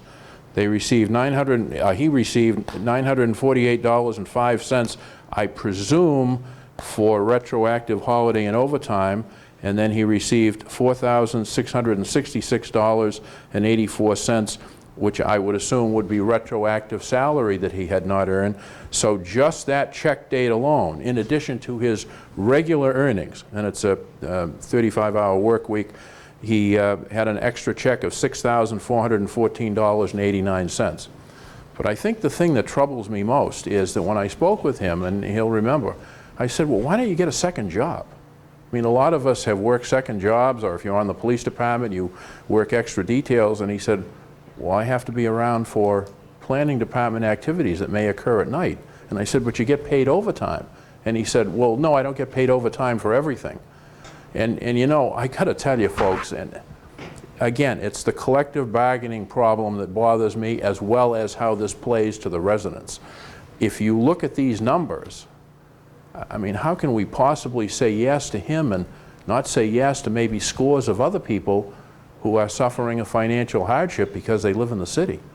And many of those, I'll venture a guess 40% of our residents work 2 jobs. They just have to. So I'm not going to support it, and it's not a reflection on Shane. It's the general issue of, are we going to uphold residency, which I was never crazy about in the first place, but we've got it. And if we're not, are we going to keep making piecemeal exceptions, which I'm sure the union is going to watch? I mean, if we grant this, there'll be other people. School department may have unions, they're going to jump on it, and we're going to open the floodgates to all of these types of issues. And it just isn't fair. I mean, we talked about being fair earlier. It's just not fair to take one employee and indicate that, well, you've got student loans and you're having a tough time, but you don't want to work a second job and you're getting paid gross about $59,000 a year. Oh, you don't have to live in the city. And I just can't in good conscience do it. I just can't do it. Thank you, Mr. Chairman. Thank you, Mr. Ianari. Mr. O'Brien, first of all, I want to thank you. It's a difficult thing to come before 11 people and share all your financials. Sure. So I appreciate that. And you and I had a conversation as well today. Mm-hmm. And, I was pretty blunt and pretty clear, I think. the fact that you're trying to seek a waiver based on financial components is very difficult for me to agree to. You know, you could say get a second job, you could say find a cheaper place to live, get a roommate. There's different variables you can say. But I think this is a slippery slope because every single waiver request that comes before the council, we have to look at the specific facts that are presented. However, the council was burnt not on a financial waiver, as you know, but it was a family member's health. And that individual worked for the city. We granted the waiver. As soon as she was able to get that waiver, she sold the house, subdivided the lots, made a lot of money, and then quit the city of Brockton. Again, that has nothing to do with you, but a family sickness is different than someone saying, I can't afford to pay my student loans, or you know, I want to pay more of a principal as opposed to the interest. So from that perspective, I think it's a very difficult pill to swallow. But I do think that, you know, all of us can agree that, you know, you're not paid what you should be paid. I mean, you're really not. I mean, you're a vital part of the office, but it is what it is, and you knew what the salary was, and you knew there was a requirement to live in the city of Brockton, and you did live here, and you have lived here. But I personally want to commend you, because I don't know if I could stand there and give everybody my financials, but I also want to echo the sentiments of Mr. Farwell. Because you're in a union, it creates a very, very bad situation for this body to render a waiver on financial endeavors only, because everybody and their brother can come before us and say, I'm not getting paid enough and I'm paying too much every month. So I just want to tell you, I can't grant this waiver. I won't support it, but I do want to be very clear that I think that you're a good employee for the city of Brockton. I'd hate to see you leave the position, but I also know that you are being paid more than a lot of employees at City Hall. So these are just facts. You probably don't want to hear what I'm saying, but I do want to just say to you that, I mean, I do commend you, because I know I wouldn't stand up there and give everybody from my internet to my lease. So I want to thank you for being honest with us, Shane. No problem. Thank you. Thank you. Thank you, Mr. Chairman. Thank you, Mr. O'Brien. We did have a conversation about this yesterday. Of course, Councilor O'Reilly talked about student loan. I too have a student loan, and you probably know that I went to Suffolk University, which is kind of like very somewhat expensive. But in terms of your waiver, I will not support it, and I'm going to tell you why. The reason why, it's literally what Councilor Farrell just mentioned, and of course, Councilor Sullivan. So here's the issue. Let's say that I voted in favor of your waiver, and next council meeting, somebody else come with the same thing. And I cannot, keep on voting in favor of those things. For me, I think it is fair to our resident to actually have, people that work for us live in this city. I am all about residency. If you get a job in this city, you have an obligation, I believe, to live in this city for 7 years. I asked you how long you've been working for Brockton. You said I've been here since October of 2014. Yeah, so you said it's been 3 years and a half, and I asked you, when did you move to Brockton? You said about a year. And let's face it, according to you, you've been living in Brockton for 2.5 years. I mean, correct. I understand that the money may be an issue. You make $59,000, and of course, there's a lot of people in Brockton who do not make that much money. So to vote for you solely in favor of a financial circumstances, I don't think it's fair. And if you do have a family member who was sick and something else, I would definitely take this into consideration. But given the fact that I too live in Brockton, and I too is paying my student loan as we speak, and I am paying for it, I can understand that how hard it is and how tough it is. I have two jobs, and I still cannot afford it. But I think that it is fair to our residents to actually do what we think is best for all of us. So my issue is that if we do this, let's face it, what if somebody else, like Councilor Fowler said, and Councilor Sullivan, what if somebody else in the union would like us to do it? So we can't say no. I mean, I think once we open that door, we open it to everyone. So voting no on this waiver is not really voting no against you. I mean, I think you are an excellent worker for our city. I think you do an amazing job. I truly appreciate everything that you are doing, but I don't want to open a door that I cannot close. Because if I do vote yes in this to let you do it, I would have to vote yes for everybody. So for that reason, I think it's important for you and I to understand it's not really a reflection of you, but I think it is based on our residency requirement. because I believe, I might be wrong, but I think it's 7 years, right? You have to live in Brockton. 7 years, once you serve that 7 years, you can move out. I think it is fair. It is fair to everyone, and it's not just you. I can tell you that unless somebody is sick and he or she is willing to take care of that person, I will vote against every single one of them. I mean, you can hold me, account to this one, because I think sort of like supporting this solely because of your financial circumstances, I think it's a fair statement. Of course, Councilor Lally talked about going to school and stuff like that. I can tell you, I was going to Suffolk University, and I was taking the train 5 days a week. And at that time, it was 7:25. I think the train is 8:25 right now. So if you do the math, so let's say that we have a young person work for the city as well, going to Boston 5 days a week and not able to actually make a lot of money. So I wish I could do something else, but I will vote against it. Thank you.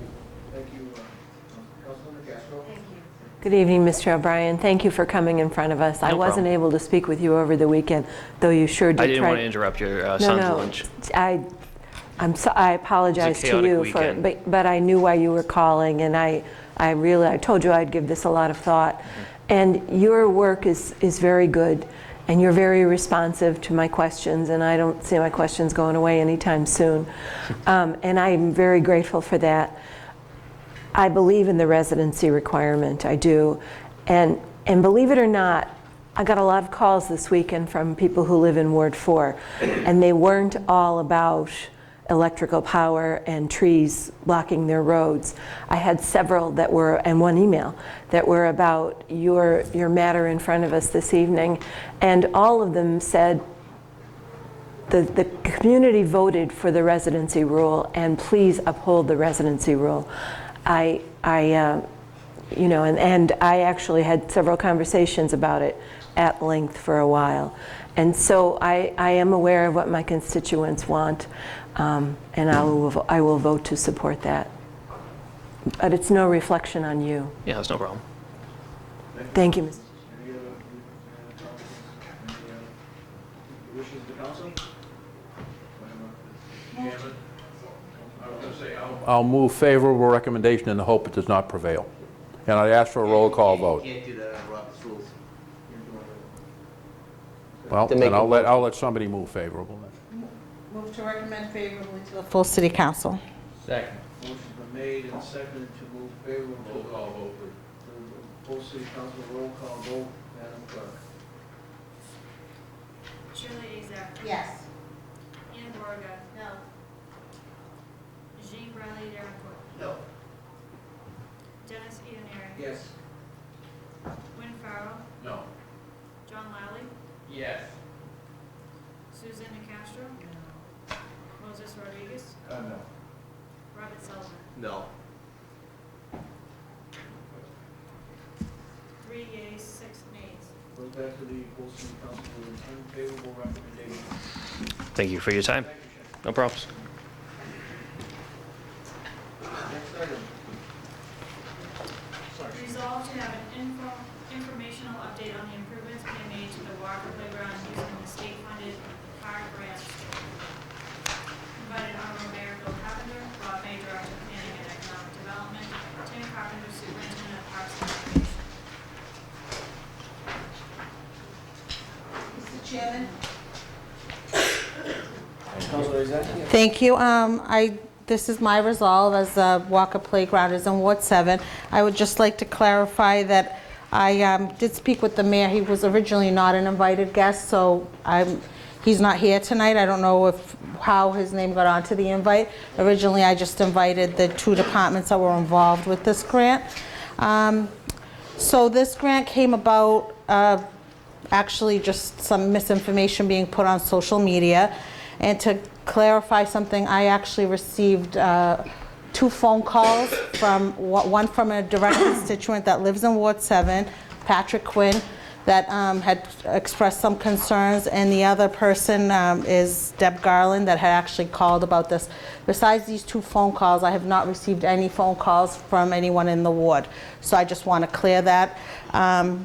But I did feel that we needed to clarify some information that was out there, make sure that the residents have the correct information of what is being done at Walker's Playground. So with that, we have Mr. Carpenter and Mr. May here to answer some questions that, you know, that I have. And I did tell Ms. Deb Garland that originally I had the people that did speak about this wanted to open this up and make it a hearing, and I was totally against that. I think this is more about information. It didn't need to be a hearing.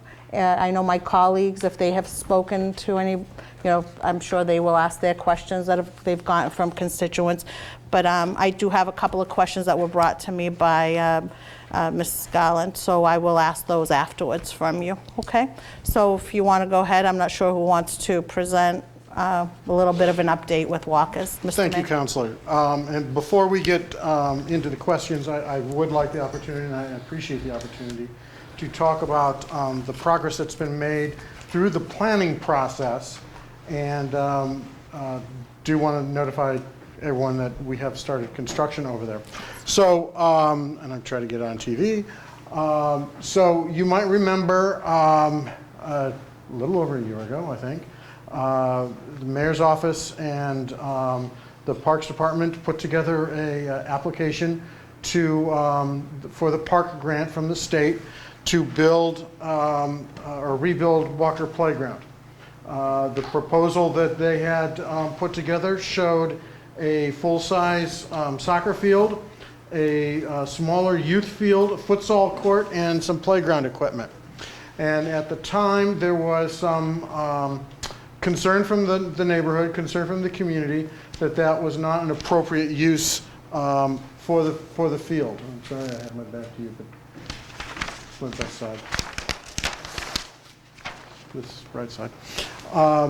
So at our first community meeting that we held, and several of you were there, we did a few table exercises. We passed out surveys of the property, physical geospatial surveys, and we had little forms that represented the different sizes of fields, different sizes of play equipment, you know, splash pads, all sorts of interesting things. And they were all to scale. And the different tables put together their idea of what a park would be. And some people put things, you know, horizontally and some vertically. And some smart tables even took the 3 or 4 different baseball configurations. So baseball, softball, Babe Ruth, and Little League, T-ball, and put them all onto the same diamond configuration. But as I flip to the next page, we took those drawings and we worked with our design consultant, and we put together 3 conceptual plans. This is one of the conceptual plans that we're looking at here, where we have 2 youth fields and we have 3 ball diamonds of various sizes, including softball, t-ball, and Cal Ripken. We also have a second conceptual plan that was presented that has 1 youth softball field, soccer field, and a softball and a Cal Ripken field. And then we have a third alternative that we were working with. I need to call for a recess because we don't have enough at the table. Council Beauregard, please. I don't have enough at the table. We have a meeting. Don't worry about community activists right now. Yes. I think we can save a lot of time if we advance to where we are now. I think all of us remember this process. Some of us were there. We participated. Right, there's been some questions with the process, so I believe that's why There's also the good people at home. the people at home don't know what's happened in the meantime. But I think if you could just. I didn't call the meeting back yet. You ready? Call the meeting back in order. Go ahead. Yes, sir. So this was the third alternative, Alternative A. And the people at the meeting felt that this best reflected where they were looking the park to go, wanting to keep baseball, wanting to keep basketball at the site, and to provide some other improvements. However, when we then went and showed what this park costs, this is a $660,000 park. We have $420,000, excuse me, $620,000 park. We have $420,000 to work with.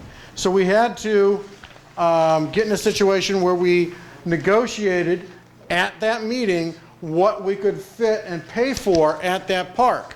At the same time, we also had a group of softball players show up, young women from various ages, who talked about the need to make improvements to softball facilities for the young ladies to play at.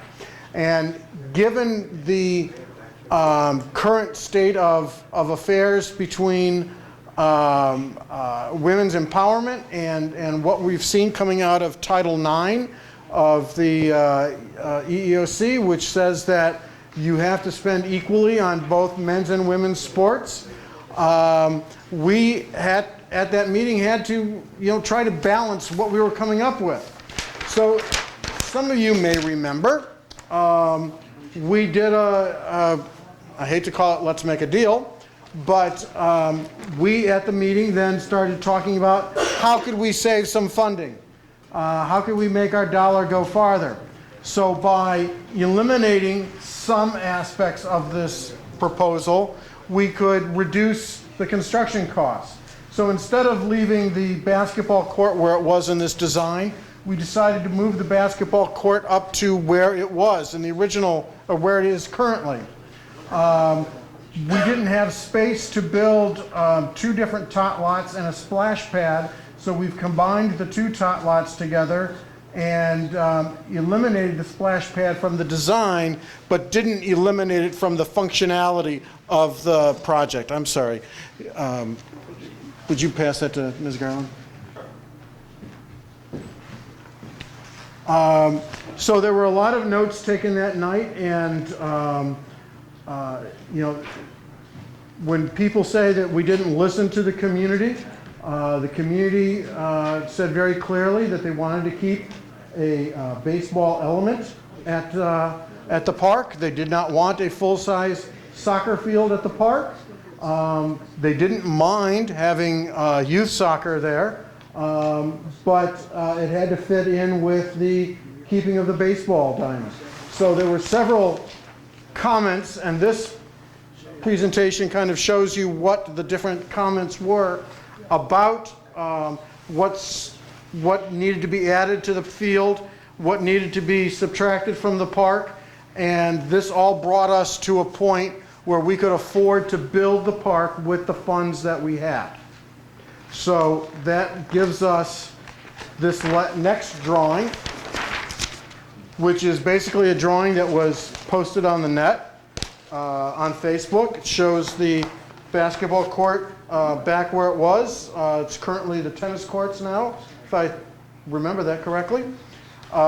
There's the playground equipment. We've kept the swings that the neighbors wanted, and we have a baseball field. Now this is a multi-use field. It does uses or is usable by both softball, baseball, little league, and t-ball. It has what Tim calls as a skinned infield, which is all dirt. The bases, if you've ever played baseball, you know that the last team on the field pulls the bases out of the ground, puts them into the storage container. So the bases all are movable and will be staked out for all levels of play. And then it does show that there is space for a youth-sized soccer field in the outfield. Now, the parks superintendent currently schedules flag football in that area, which is a similar size field. Actually, it's a little bit smaller, but if the superintendent wants to and residents want to play and schedule flag football in that area, which does involve cleats, to use that area, it does fit in the facility. We've heard some comments that you can't play baseball and softball on the same field. It's physically impossible. It's the exact same backdrop. It's a matter of where the bases get moved. So this blue line on this drawing shows where a softball field would be the base path for a 60-foot base path for a softball field. The red line is a 90-foot baseball field. So they both play off of the same backstop and the same outfield. The only thing that changes is the path line, base path dimensions, and if you wanted to use it for baseball, you would have Tim already has one, a mobile pitcher's mound, which is acceptable under the rules. There was also a question of whether or not, oh, you're just putting this out here and you're going to play adult-sized soccer here anyway. So the last page shows that these are full-size soccer fields, full-sized league fields. They don't, with the baseball backstop there, it doesn't fit.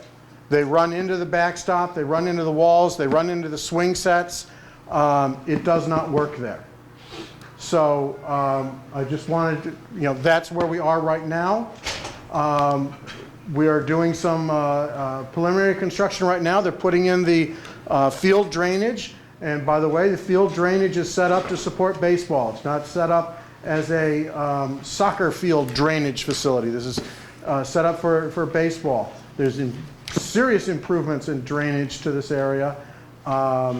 And I do want to announce that, make it clear that while we said in our construction drawings that we couldn't afford out of the construction grant to pay for the removal of the parking pad, the DPW is going to be removing the parking pad, and Parks Department will be backfilling it with soil and sodding it. So while it doesn't show up on this plan, it shows that there's the parking facility there.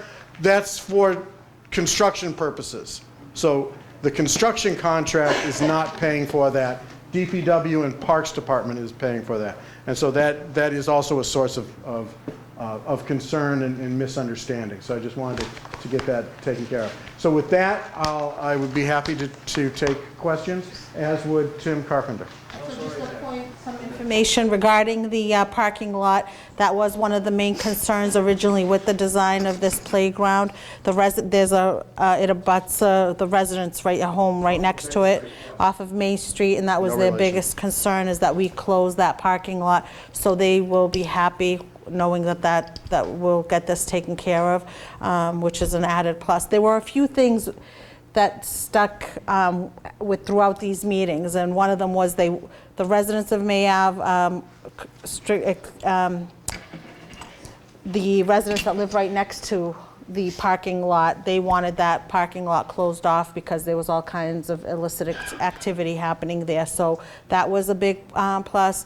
The residents that I spoke to, and I spoke to the majority of them, the biggest concern when this first came about with the grant is that they did not want an adult-sized soccer field there. And the reason they didn't want it was because of what came along with it, which was there was rumors of loud like speakers, lights. It was going to be stadium-like, and this is what the residents did not want. And this is what the consistency throughout the meetings of what wasn't going to happen in this neighborhood playground. So, and then throughout, like Mr. May explained, throughout the design process, they were in multiple groups, and that were able to work with some of the different activities that could take place, and the final design came down to what could actually fit, that made sense, and money-wise, as far as how much would be covered money-wise. The other concern that had to stay there was the basketball courts, because there were kids that lived on May Ave that used the basketball courts, and they had been asking to repair them for the past 5 years that I have been in contact with them. So those were the biggest concerns to keep in the playground. The other thing that I would like to clarify is this playground, 90% of the time, I don't, Mr. Carpenter can clarify this, was unusable because of the flooding. They couldn't even permit it. And I would get calls and pictures from residents there, especially Mr. Ackerblom.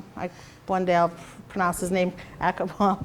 And he would send me pictures about how this playground is flooded and unusable. So this grant is to really make this park usable again. It really is to make it better for the residents. We want to, and I will, there were all kinds of comments out there. I did speak to the mayor directly, and the mayor spoke with the residents, and when he realized that this wasn't going to, the adult-sized soccer field wasn't going in there, he spoke with them, he listened to their concerns, and there was no way, it wasn't mentioned again that there would be an adult-sized soccer field there, or that there would be adults playing soccer there. So I would just like to clarify that comment. Yes, Mr. Mayor. Councilor, I'm sorry. I do want to clarify one thing. We show that a soccer field does fit in the outfield. However, we are not buying any of the soccer equipment, goals or things like that. It's just shows that there's that space for it.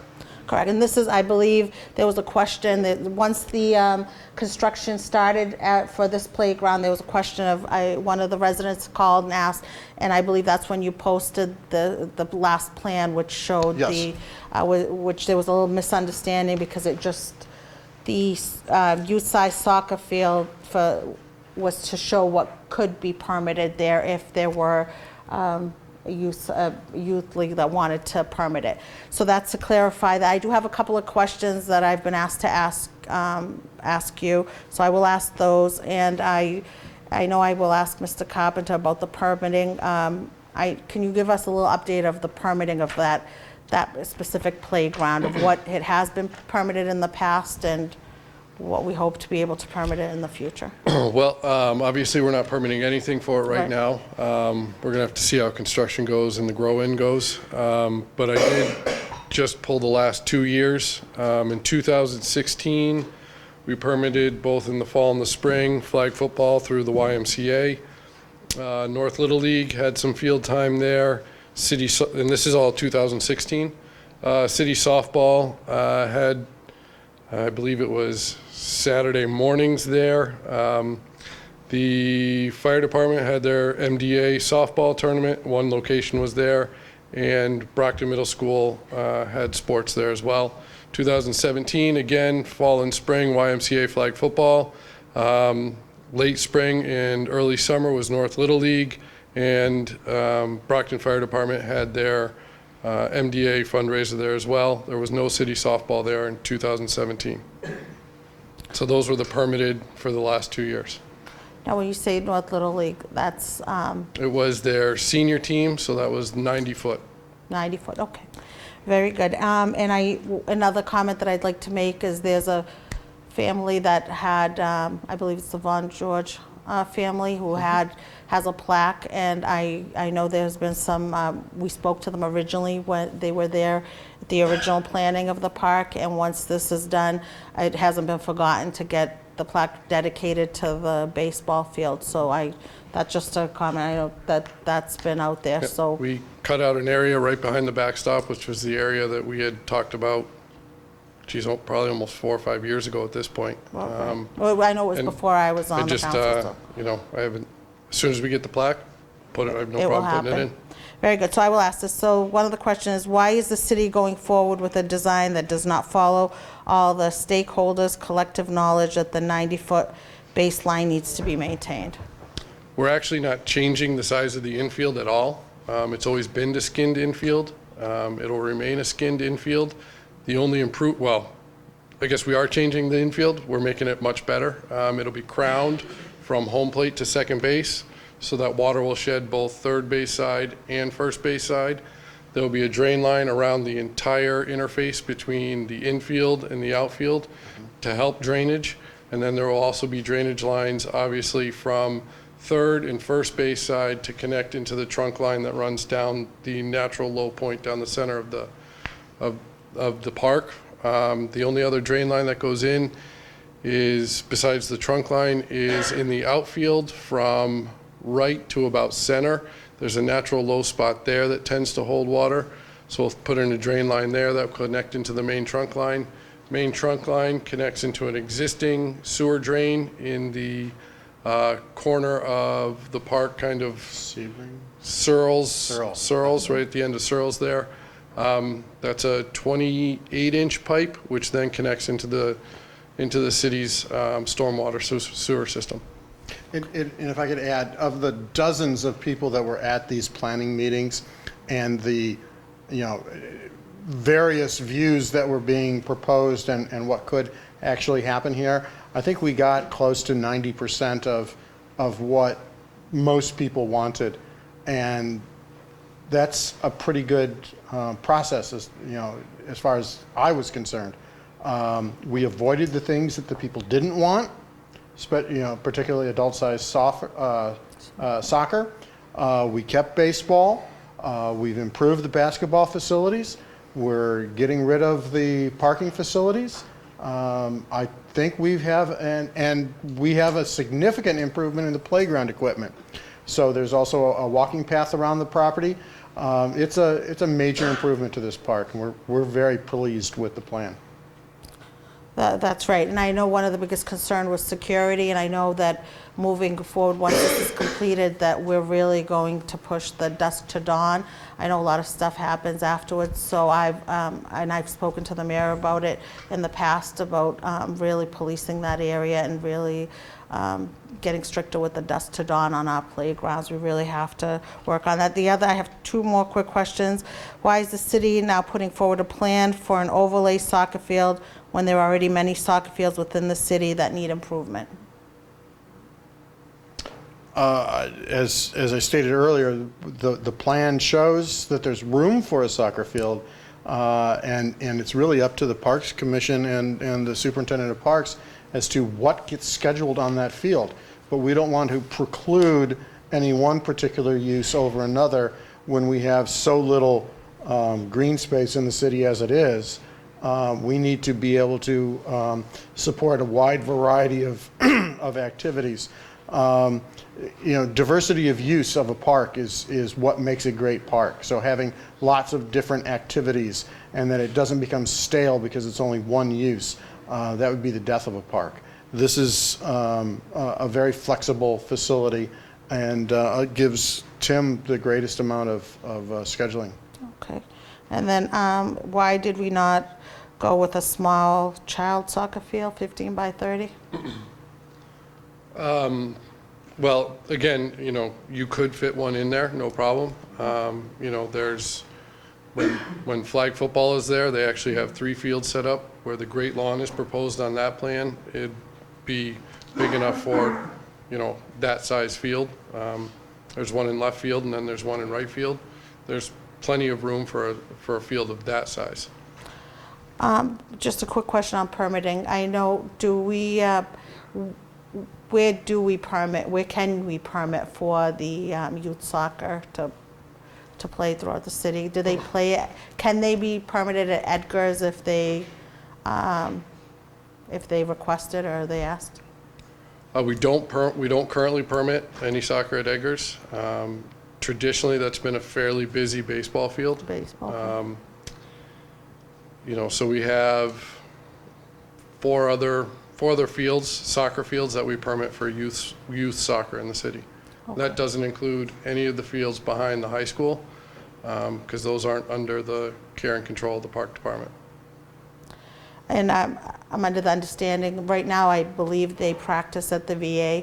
And at one of these meetings, we had one of the coaches that stated that the VA will, with their expansion, will be not allowing them to practice there anymore. So they'll be looking for more, for places to practice. So we'll need, there will be a higher demand for youth soccer fields, correct? I would imagine. I mean, I think the VA has 3 fields over there that they allow Brockton Youth Soccer to use. If you lose those 3 fields, the demand for field space is going to be at a critical mass. So, and how does it work with the permitting? Is it first come, first serve, or do you? The Parks Commission always permits youth organizations first, so we've just sort of completed permitting most of our youth sports, and then we fill in with adult sports if and when there are openings. Now, is there a tendency sometimes for people to use the playgrounds that don't don't ask for permits? Have we had that? Is there any way of knowing? It is a difficult situation to police, because if no one's particularly permitted at that particular site at a particular time, it's a park, you're going to have people gather and use it. The only time that it can become an issue is if there is an organization permitted and there's other people there, then obviously the permitted organization has preference over people that are just sort of there. Okay. And my last question, from your experience, what do you find there's the largest need in the city for what organization seems to? Are we talking about Walker's Field, or are we talking about fields within the city? Well, that Then question would come down to what would need to go in Well, then we can there. make this a meeting where you go and talk to the Park Commission about, that's what I'm Right? trying to say. But that's the last question. I mean, if you want to answer it, it's up to you if you don't want it. It just to show what is being what we have a need to be permitted in the city. I mean, there was questions of why we would show that there's a possibility for an overlay of a soccer field. If there's no need for it, then I'm just showing that there. I think, to be honest, and a real quick answer is it can change from year to year. Oh. It really can. Okay, that's it. All set, thank you. Councilor Fowle. It's hard for me to be brief on any issue, but especially this one. Am I correct that when we were at the Raymond School and we had residents come up and they expressed a choice for a specific plan, and I think they put a marker on that plan, and at the end of that meeting we left, and I think we held up the plan that seemed to be the overwhelming choice of the participants. Is that right? We had 3 plans. There was one not to cut that you off, I came know that. closest to what we wanted, that was not a park that we could build on our budget.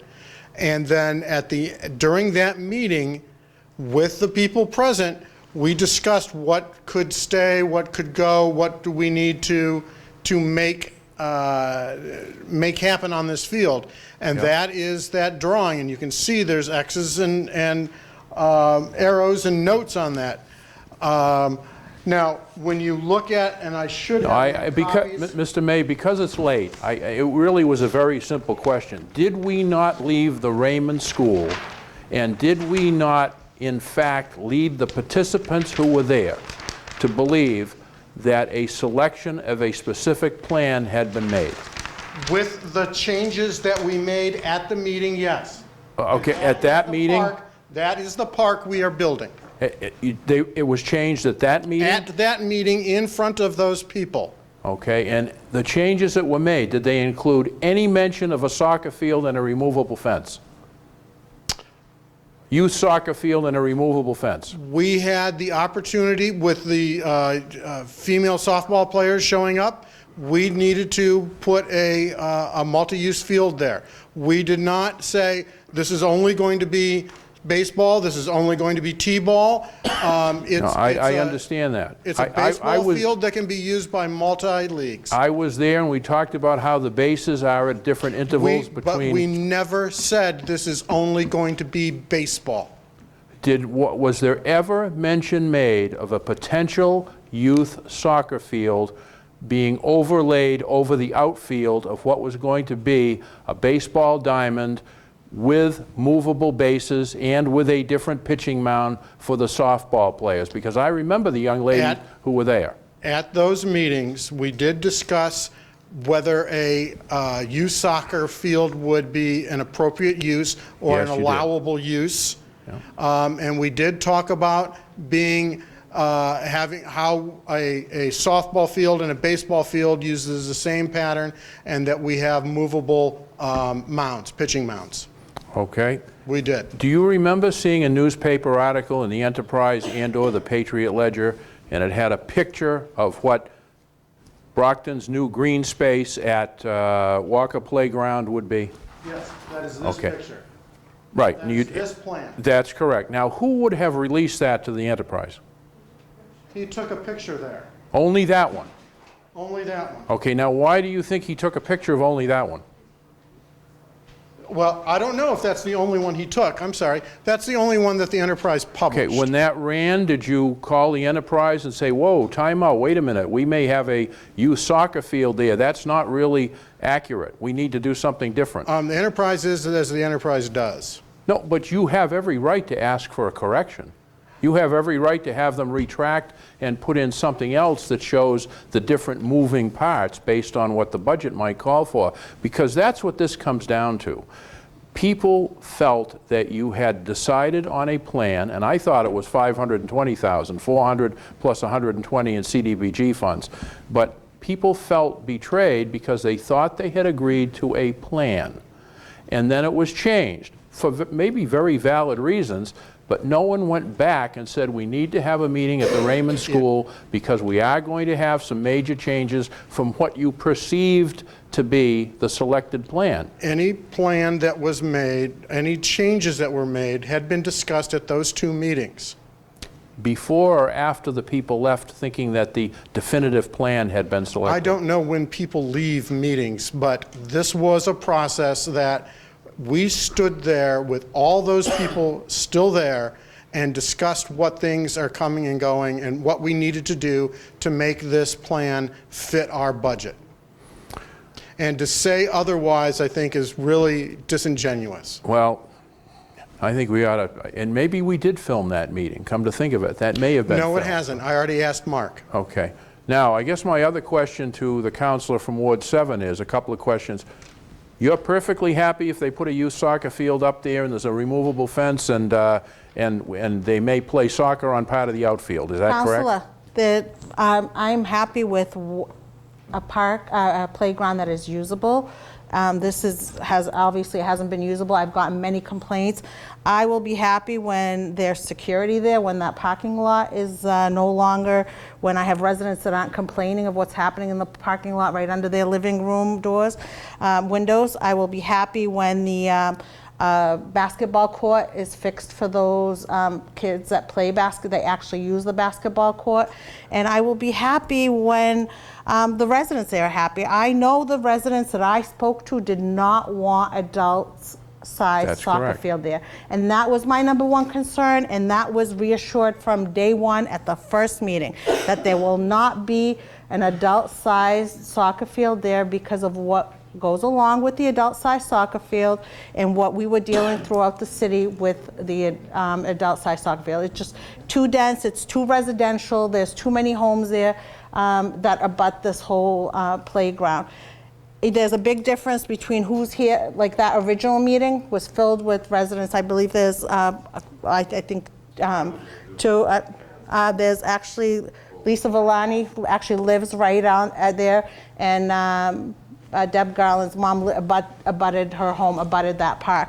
That original meeting was packed with people that lived in that area. And from my understanding, as long as they did not get the adult-sized soccer field and the stadium-like of what was originally being described was going to happen there, the residents were happy. Now, I never was told right now, nobody said there's going to be a painted youth soccer field there. The only thing I understood from when I questioned Mr. May and Mr. Carpenter when this all came up is why, the original final plan, and we all left that meeting at the Raymond School knowing that there would be changes. There's always changes. This is an idea, this is the final plan, these are the elements we want at this park, but there might be some changes. Maybe we might have to get rid of something, this might be moved to another area. Things happen in planning, they don't always end up the way we plan. That was my understanding, but I knew that the major things were the parking lot to be closed off, the basketball court, and that to keep the baseball diamond because they wanted to keep that. It was very important that baseball be played in this playground, Right. and the drainage. So those were the major elements that I left there, and I was happy with that. Now, if a youth soccer league wants to permit this out on a Saturday morning or whenever, an afternoon, first of all, I don't know. I don't get involved in the permitting. As city council, I don't believe any of us do. If the Parks Department feels they have to.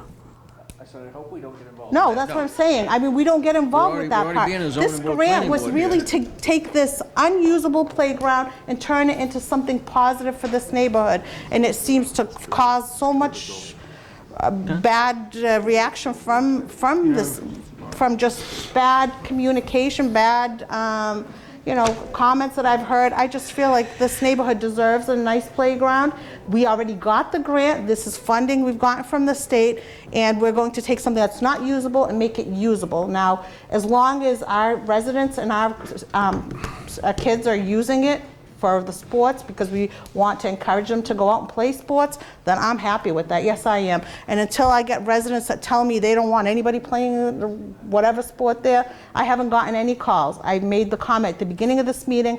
I received one phone call from a direct constituent, that's Patrick Quinn, and the other one was from Deb Garland. Those are the only two people that have called me. And my phone is always on, and I answer 24/7. And anybody that will tell me otherwise, good luck, because I answer everybody. That is, yes, you would be comfortable if they have a youth soccer field superimposed over the outfield of that baseball diamond. It's a yes. Am I right? I mean, I don't see anything paid. If anybody calls me and doesn't Okay, tell and me I'm otherwise. only asking because you're the ward council. If you're happy with it, that's fine. My other question is, yes, we all, to you, Councilor Razak, of course we recognize that when a plan is unfolding, there may be changes. Did you feel as though we should have gone back if there were going to be substantive changes and hold another meeting? No, because we already had, I believe we were on 3 or 4 meetings. Yeah. And the original meeting, our park superintendent went and put a flyer in everybody's mailbox. We won't go there. He did put every resident all surrounding the park, and we got residents from the city of Brockton at that first meeting that weren't even abutters to the park. Yeah. They were from all over the city. So this, and we were there with the controversy of what people want, whether we worked on what the residents that abut that park did not want, and they did not want adult soccer. And if anybody else wants to tell me otherwise, you can go ahead. But that was the #1 thing that was not going to happen there, and I didn't see anybody argue with it. And after that first meeting, everybody's okay. No adult soccer. What happened afterwards was, yes, we broke up into groups, and everybody put their I little was there. things. And I mean, I did see a few plans that did have the soccer field there. Maybe that wasn't the plan that got picked, because one of them had so many things on there it was above budget. So that doesn't mean people didn't want it if it wasn't on the final plan. If you ask me personally, I'm a mom, and my girls played soccer, and the only goal they ever got, my daughter got, was in the other team. So that was the last time she played soccer. So I shouldn't embarrass her, but I will go with what the residents want, what the need is in our city. There was a need for youth soccer. There's a need for softball. So if that's, and youth baseball, if they want to play football, that's what it's being permitted. I want to see this playground used, and I want the people that use it respect it and respect the residents that surround it. That's all that matters to me. All right, I guess I would ask Superintendent Carpenter then that we might have it, we might not have it. As of today, tonight, will there be a youth soccer field incorporated into Walker Playground? Somebody's got to know if you're under construction. It's either a yes or no. There is or there isn't. I mean, all you have to do would be paint it. I mean, it's about the debate. I know the mechanics of it. I'm saying, is there going to be one or isn't there? I mean, it should be a simple I don't answer. have any permits at that park for this year at all. No, I didn't say permits. I just said, will there be a field there? There will be an outfield there, yes. But Will that there be- outfield, it could be used for flag football. You know, It could be used maybe for... it's me. Will there be a Yes. youth soccer field with lines painted as part of the outfield area of that ballpark? Council Ellie has a point of information. Yes. Council. I'll be quick. I don't want to you know, get you off track or anything. But from what I understand, and correct me if I'm wrong, the picture of a youth soccer field is just meant to show that that is an option and it could happen and it could fit there. But as of right now, there is no plan to put one in there. Is that's what I read it as. You would simply be painting lines. The only reason it shows on the plan is to show that it could fit. That's it. Just to show a theoretical. Yes, it could Okay. fit. That's all that it is. That's all. Yep, I'm all set. Councilor Fowler, all set? I've had enough with it, thank you. I'm falling right in second place with you, to be truthful with you. Councilor Lally, you're all set? Well, I did have another question that I wanted. Go ahead, because you're up next. Just wanted to wait my turn. Yeah, Thank you. your turn. All right. So I just want to make sure, because this is something I heard from one of my constituents. There will be a 90-foot baseline. We're not changing the size of the infield there at all. Okay. All we're doing is improving what is existing. All right. Currently, I can peg it to 90, I can peg it to 60, I can peg it to 45. I can peg it to all three levels. But currently we peg it to 90, 60, 45, wherever you need it, we can peg it.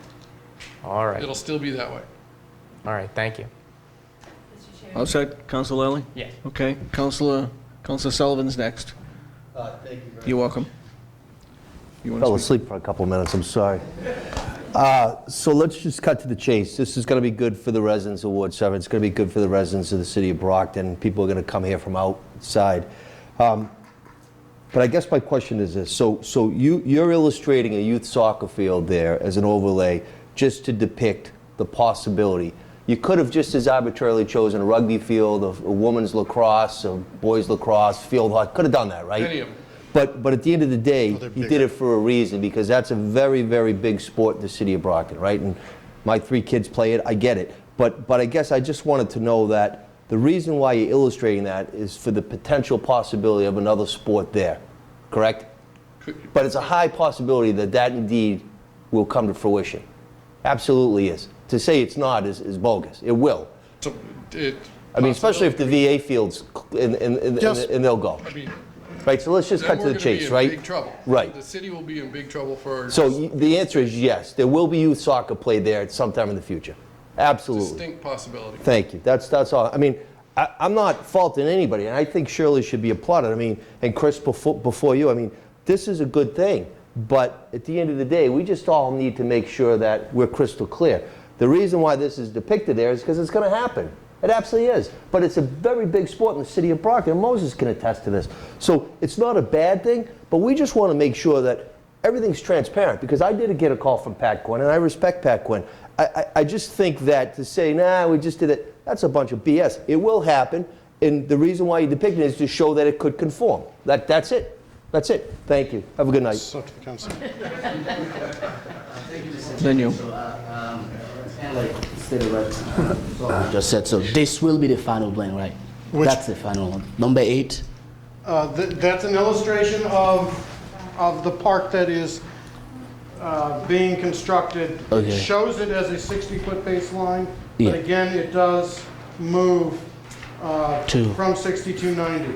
So it does have the great lawn. It has the basketball courts. It's got a super improved top lot. We keep the swings. We've even made improvements to the swings to make them a little bit more ADA compliant.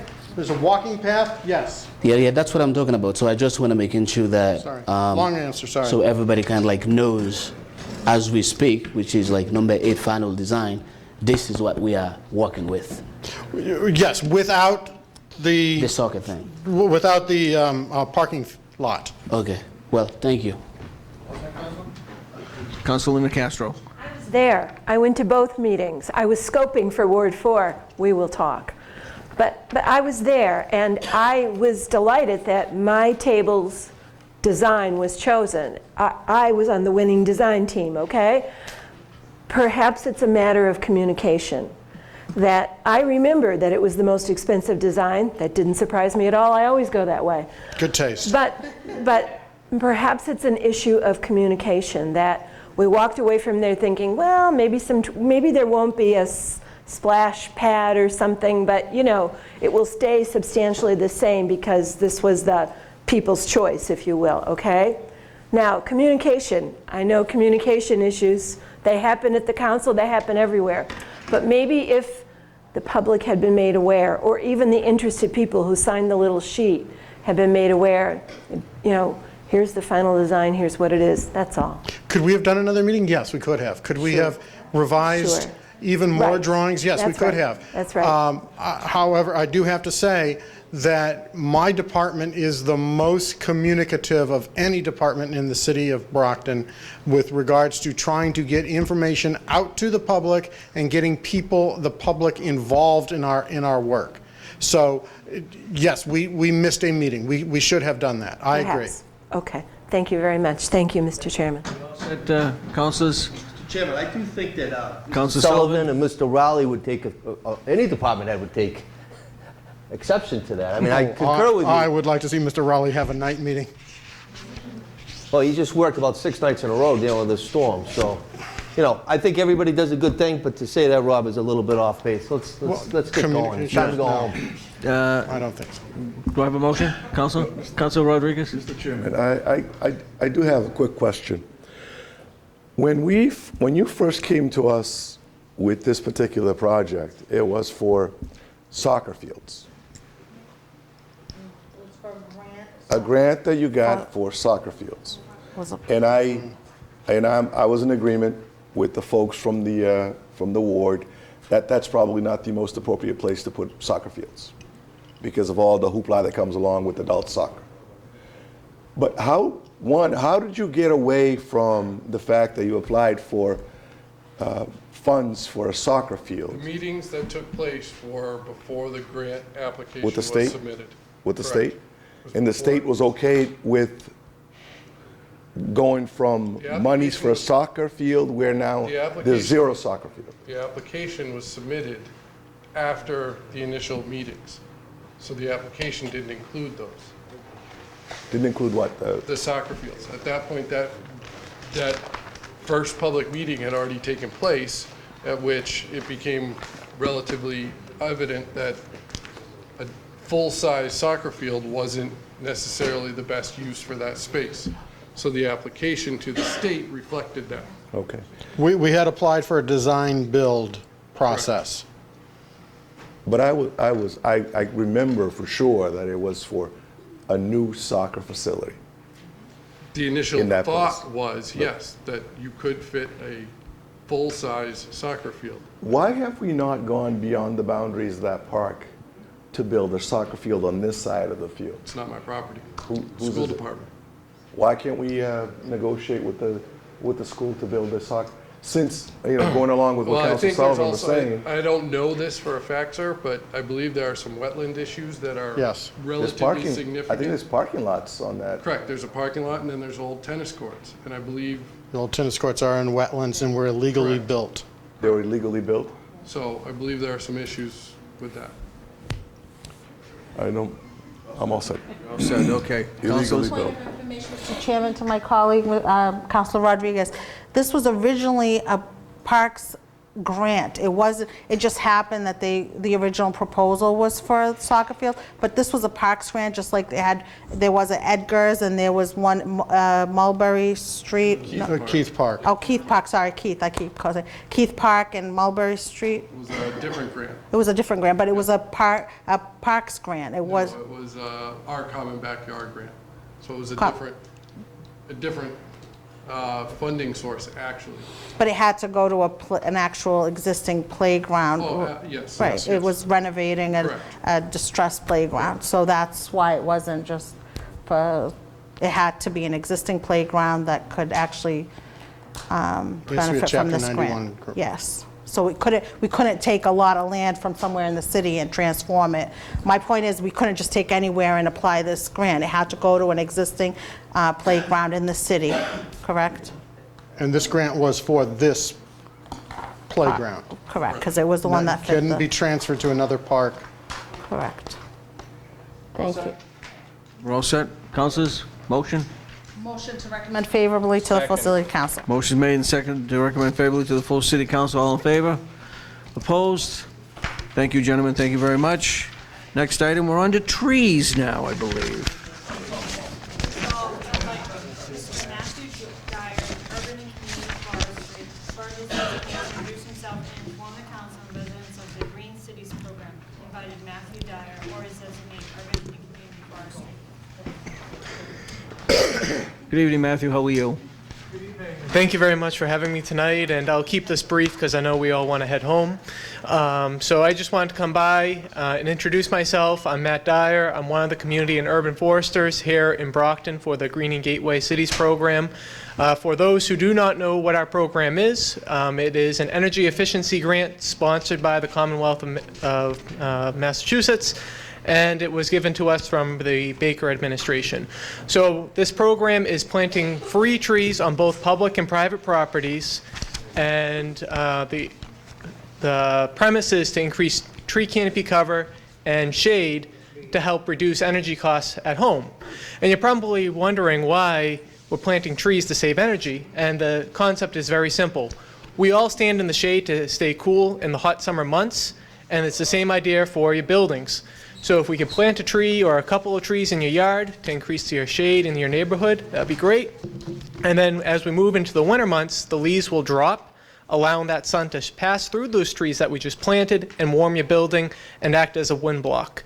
So, so I just want to come by, give you guys an update about our progress, and remind the city of Brockton and all the citizens that this is a free energy efficiency program that is targeted towards the Campello area. So it goes from City Hall down to the BAT maintenance station, and I have a map here to kind of show you guys.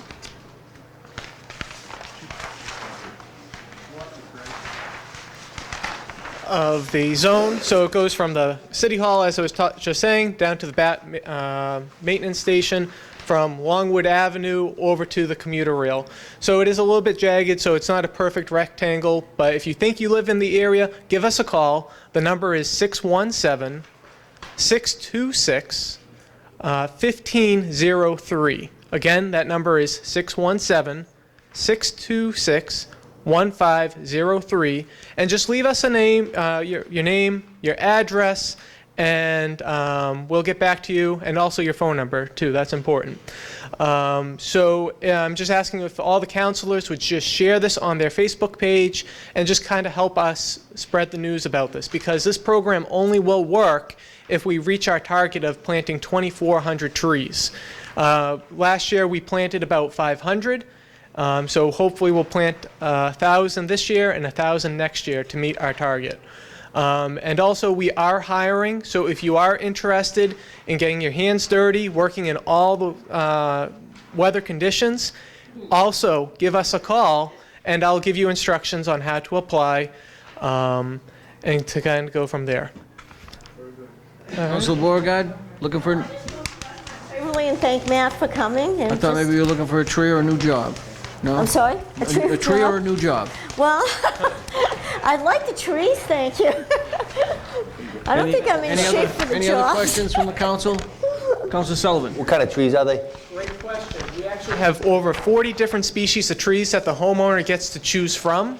And the trees are free, the labor is free. This is truly a free program. We just ask that the residents water the trees after we plant them, just so it's not, so the trees will survive. And how big are they when you plant them? Great question. The trees come in about 6 to 10 feet tall, depending on the species. So they're not little tiny saplings that you're going to have to wait a whole generation to see. Some species will grow faster than others. And the nice part too is, while Kyle and I, the other forester who couldn't make it tonight, while we're here in the city, we actually will come by and provide technical support for your tree. So if your tree is kind of looking a little brown or there's a funny bug on it, give us a call. We'd love to come back and catch up with you, look at the tree, and offer any assistance that we can. Thank you very much. You're Thank welcome. you, Mr. Chairman. Thank you. Any other questions? Motion, Councilor Beauregard? What was your motion? favorably? Thank you. Motion been made and seconded, send back to the full city council, favorable recommendation, all in favor? All opposed? Thank you, Matthew. Thank you very much. Points of order, Council Sullivan. Just want to let the members of the ordinance committee, we will be holding our first ordinance meeting of 2018 next Monday night here in the BHS Rom Little Theater, 7:15 p.m. We have 2 agenda items on the matter that night. One is Mr. Farwell's time change relative to the city council, and the other one is Ms. Beauregard's historic commission. There's 2 matters, 7:15, and then we have an 8 o'clock full city council meeting. Thank you. Council, anything else, councilors, to come before us this evening? Next Monday night we'll be here, as the Council Sullivan said. Meeting adjourned.